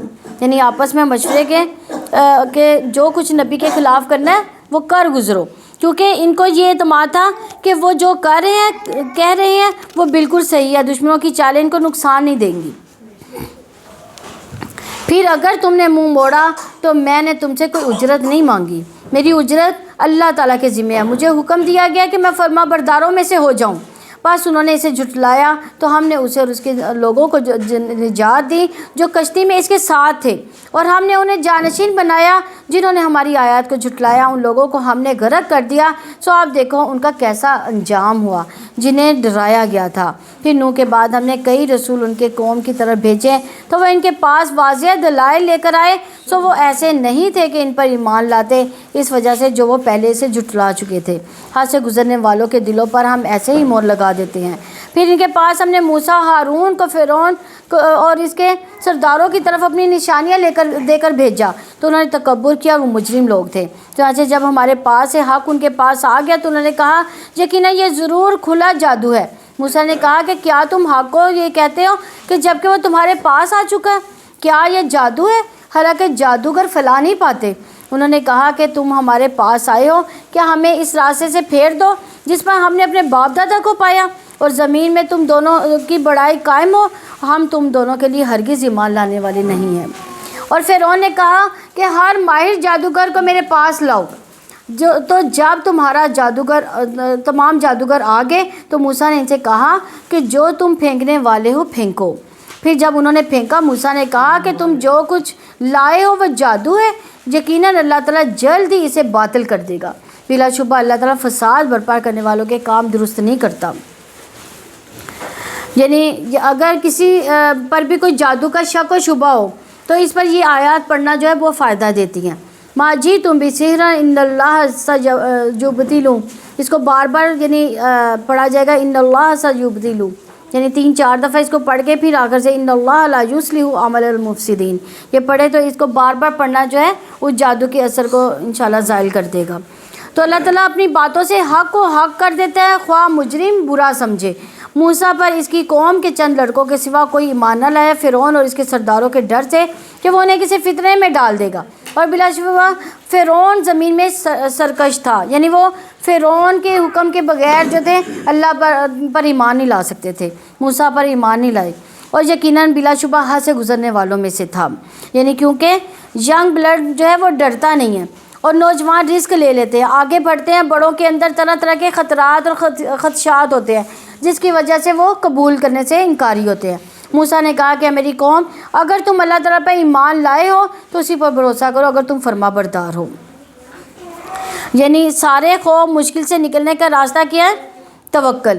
تو یہاں توکل کی دعا پر مقدم کیا گیا ہے، یعنی دعا مانگنے والے پر حق ہے کہ وہ اپنی دعا کی بنیاد اللہ کے توکل پر رکھے، اللہ پہ بھروسہ کرتے ہوئے مانگے کہ ضرور میرا مسئلہ حل کر دے گا اللہ تعالیٰ۔ اسی طرح دعا کی قبولیت کی زیادہ امید کی جا سکتی ہے۔ دعا مانگنے والا یہ خیال نہ کرے کہ توکل دعا مانگنے کے برخلاف ہے، کیونکہ دعا مانگنا مقصد ہے، لیکن اس کے لیے سب سے پہلا جو ضروری اقدام ہے وہ توکل ہے، کہ ہمیں یہ بھروسہ ہونا چاہیے کہ اللہ تعالیٰ ہماری ضرور سنے گا۔ تو انہوں نے کہا ہم نے اللہ تعالیٰ پر ہی بھروسہ کیا ہے، ہمارے رب ہمیں ظالم لوگوں کے لیے آزمائش نہ بنا، ہمیں اور اپنی رحمت سے ہمیں کافر لوگوں سے نجات دے۔ ہم نے موسیٰ اس کے بھائی کو وحی کی کہ تم دونوں اپنی قوم کے لیے مصر میں چند گھروں کو ٹھکانہ مقرر کر لو اور اپنے انہی گھروں کو مسجد بنا لو، نماز قائم کرو، ایمان والوں کو خوشخبری دے دو۔ یعنی یہاں بہت بڑی نصیحت ہے، سبق ہے ان لوگوں کے لیے جو ڈپریشن میں رہتے ہیں، جن کے جہاں مذہبی آزادی نہیں ہوتی، مسجدوں میں نہیں جا سکتے، اکٹھے بیٹھ نہیں سکتے، کہیں دین کی بات نہیں سن سکتے۔ یہاں آپ بہت خوش قسمت ہیں آپ سب کہ یہاں آپ سب آرام سے بیٹھ کر دین کی باتیں سن سکتے ہیں۔ آپ ان ممالک کے بارے میں سوچیں جہاں پہ ایسی مجالس نہیں کوئی منعقد کر سکتا، مسجد میں کوئی نماز پڑھنے کے لیے جائے تو اس کو تنگ کیا جاتا ہے۔ آپ انڈیا کو دیکھ لیں، انڈیا میں ایسے بہت سے لوگ ہیں، یعنی میں نے ایک عورت سے بات کری تھی تو اس نے مجھے بتایا، کہتے ہم فجر کی نماز پڑھتے ہیں تو ان کے جو ہے نا وہ بجاتے ہیں گھنٹے، کہتے ان کے گھنٹوں کی آواز اتنی شدید ہوتی ہے کہ ہمیں سمجھ ہی نہیں آ رہی ہوتی ہم نماز میں کیا پڑھیں، یعنی ہم نماز نہیں پڑھ سکتے وہاں پہ۔ تو اس بار الحمدللہ کہنا چاہیے اللہ تعالیٰ ہمارے ملک کو سلامت رکھے کہ ہم یہاں پہ آزادی سے عبادت کر سکتے ہیں۔ اور موسیٰ نے کہا کہ اے ہمارے رب، بلا شبہ آپ نے فرعون کو اس کے سرداروں کو دنیا کی زندگی میں زینت اور اموال دیے، اے ہمارے رب تاکہ وہ لوگوں کو آپ کی راہ سے بھٹکا دیں، اے ہمارے رب ان کے مالوں کو مٹا دیں، ان کے دلوں کو پر سخت گرا لگا دیں سو وہ ایمان نہ لائے حتیٰ کہ دردناک عذاب دیکھ لیں۔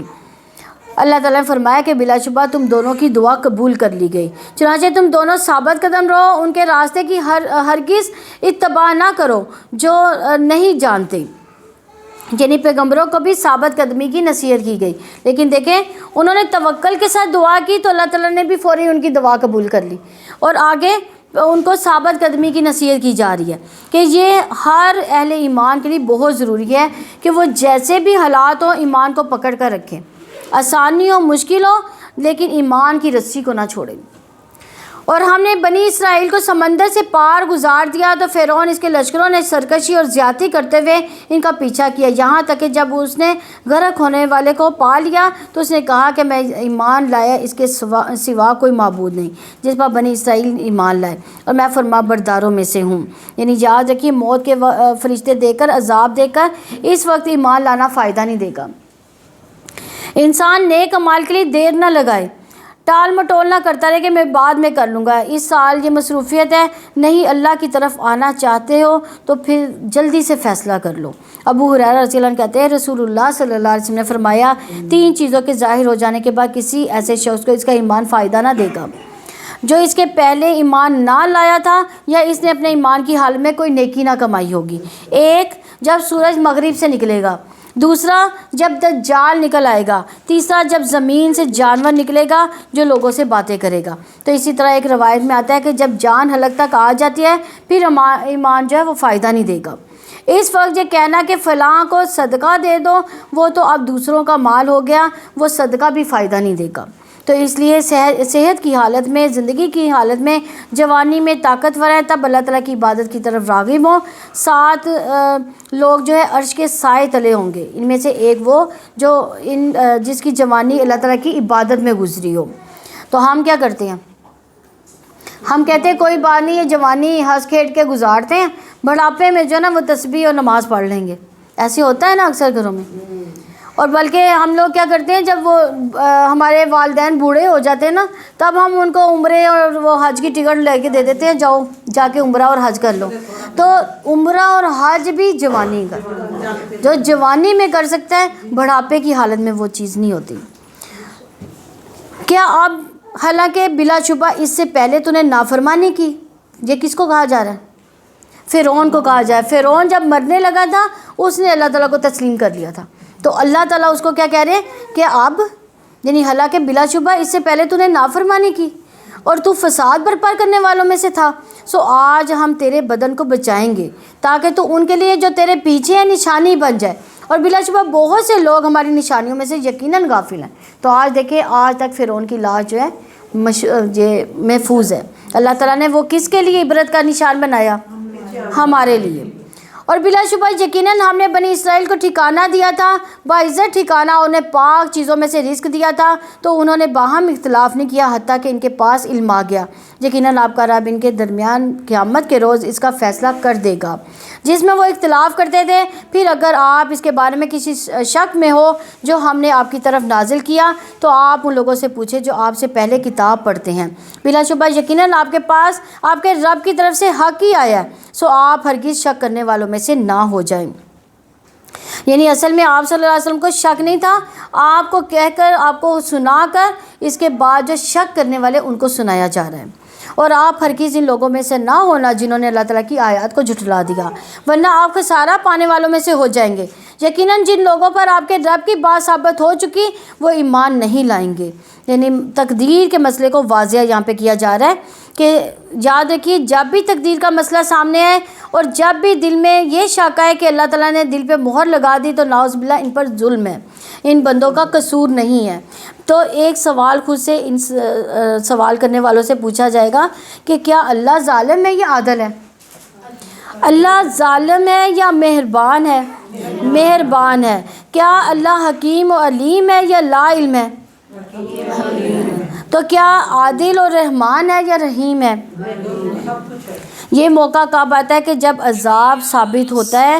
یہ سارے موقع دیے جائیں گے، کسی کو اس کے باوجود وہ نہیں مانتا۔ لوگ کہتے ہیں کہ اللہ کو اگر پہلے ہی سے پتہ تھا تو نعوذ باللہ اللہ نے جبر کیا؟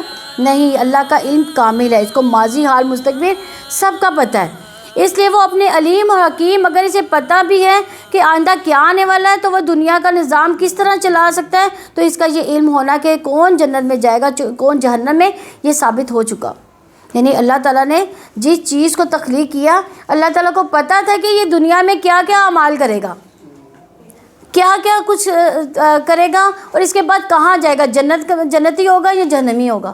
تو اللہ تعالیٰ نے اپنے اس علم کی بنا پر اس سارے حالات کو لکھ رکھا ہے۔ اور مالک نے پتا ہے اگرچہ ان کے پاس ہر نشانی آ جائے یہاں تک کہ وہ دردناک عذاب کو دیکھ لیں، سو کیوں نہ کوئی بستی ایسی ہوئی کہ ایمان لائی ہو، پھر اس کے ایمان نے اسے نفع دیا ہو یونس کی قوم کے سوا کہ جب وہ ایمان لائے تو ہم نے اس دنیا کی زندگی میں اسے رسوائی کا عذاب ہٹا دیا اور انہیں ایک وقت تک کے لیے سامان زندگی دے دیا۔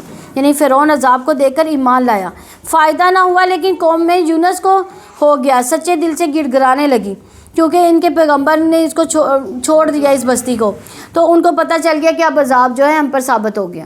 وہ فوراً ہی سارے کیا ہوئے، میدان میں نکل آئے، اللہ تعالیٰ سے گڑ گڑا کر دعائیں کرنا شروع ہو گئے، تو اللہ تعالیٰ نے ان کو معاف کر دیا۔ اور اگر آپ کا رب چاہتا تو جو زمین میں ہے سب اکٹھے ضرور ایمان لاتے، تو کیا آپ لوگوں کو مجبور کریں گے یہاں تک کہ وہ سب مومن ہو جائے؟ اور کسی انسان کے لیے ممکن نہیں ہے کہ وہ ایمان لائے مگر اللہ تعالیٰ کے اذن سے، اور وہ اس پر گندگی ڈال دیتا ہے جو لوگ نہیں سمجھتے۔ یعنی سورہ یونس کا مزاج ہے کہ اس میں پورے عقائد پر بات ہے، اللہ پر ایمان، پر کتابوں پر ایمان، رسولوں پر ایمان، تقدیر پر ایمان، آخرت پر ایمان، تو یہ ایمان بڑھانے کی صورت ہے۔ جو لوگ عقل استعمال نہیں کرتے، ہدایت پاتے نہیں، تو پھر اللہ تعالیٰ کی توفیق بھی اللہ تعالیٰ ان سے چھین لیتا ہے۔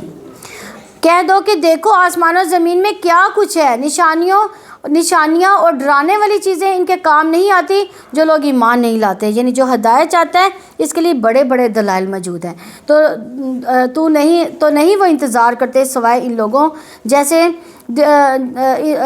جیسے دنوں کا جو ان لوگوں سے پہلے گزر چکے ہیں۔ آپ کہتے ہیں بس تم انتظار کرو، بلا شبہ میں بھی انتظار کرنے والوں میں سے ہوں، تم میں سے۔ پھر ہم اپنے رسولوں کو، ان لوگوں کو جو ایمان لائے، نجات دیتے ہیں، اسی طرح ہم پر حق ہے کہ ہم مومنوں کو نجات دیں۔ کہہ دو کہ اے لوگوں اگر تم میرے دین کے بارے میں کسی شک میں ہو تو میں اس کی عبادت نہیں کرتا اللہ تعالیٰ کے سوا جن کو تم عبادت کرتے ہو، لیکن میں اللہ تعالیٰ کی عبادت کرتا ہوں جو تمہیں موت دیتا ہے، اور مجھے حکم دیا گیا ہے کہ میں ایمان لانے والوں میں سے ہو جاؤں۔ یعنی کوئی بڑے سے بڑا ڈاکٹر انسان کو موت کے منہ سے نہیں نکال سکتا، موت انسان کو عاجز کر کے رکھ دیتی ہے۔ موت بتاتی ہے کہ کوئی اور ہے جس کا حکم چلتا ہے، اور یہ ہے کہ اپنے چہرے کو یکسو ہو کر اسی دین کے لیے سیدھا رکھو، مشرکوں میں سے ہرگز نہ ہو جانا، اور آپ اللہ تعالیٰ کے ماں سوا نہ کسی کو پکاریں جو نہ آپ کو نفع دے سکتا ہے نہ آپ کو نقصان دے سکتے ہیں، پھر اگر آپ نے ایسا کیا تو یقیناً آپ تب ظالموں میں سے ہو جائیں گے۔ اور اگر اللہ تعالیٰ آپ کو کوئی نقصان پہنچائے تو اس کے سوا اسے کوئی دور کرنے والا نہیں، اور اگر وہ آپ سے کوئی بھلائی کا ارادہ رکھے تو اس کے فضل کو ہٹانے والا کوئی نہیں، اور وہ اپنے بندوں میں سے جسے چاہتا فضل پہنچاتا ہے، اور وہ بے حد بخشنے والا نہایت رحم والا ہے۔ اللہ تعالیٰ ہم سب پر بھی اپنا فضل فرمائے۔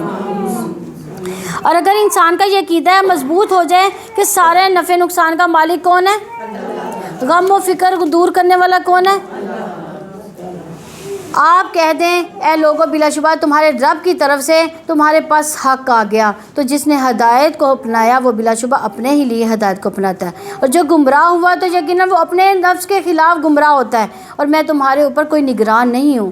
یعنی پچھلی قوموں کے انجام کو بتایا جا رہا ہے کہ آپ صلی اللہ علیہ وسلم کو تسلی دی جا رہی ہے ان قوموں کے بیان کرنے کے بعد، کہ آپ کو کہا جا رہا ہے کہ وہ کرتے جائیں، انجام کی فکر نہ کیجیے، صبر کے ساتھ اپنا مشن جو ہے مکمل کرتے جائیں، اللہ کا فیصلہ اس پر چھوڑ دیجیے، وہ بہترین فیصلہ کرے گا، وہ آپ کی کوششوں کو ضائع نہیں ہونے دے گا۔ تو یاد رکھیے صبر اور نیک اعمال لازم اور ملزوم ہوتے ہیں، وہی کی اتباع کرنا پھر اس کی پیروی کرنا یہ سب ایمان کا حصہ ہے، اور آپ اس کی پیروی کریں جو آپ کی طرف وحی کی جاتی ہے، اور آپ صبر کریں یہاں تک کہ اللہ تعالیٰ فیصلہ فرما دے، اور وہی سب فیصلہ کرنے والوں میں سے بہترین ہے۔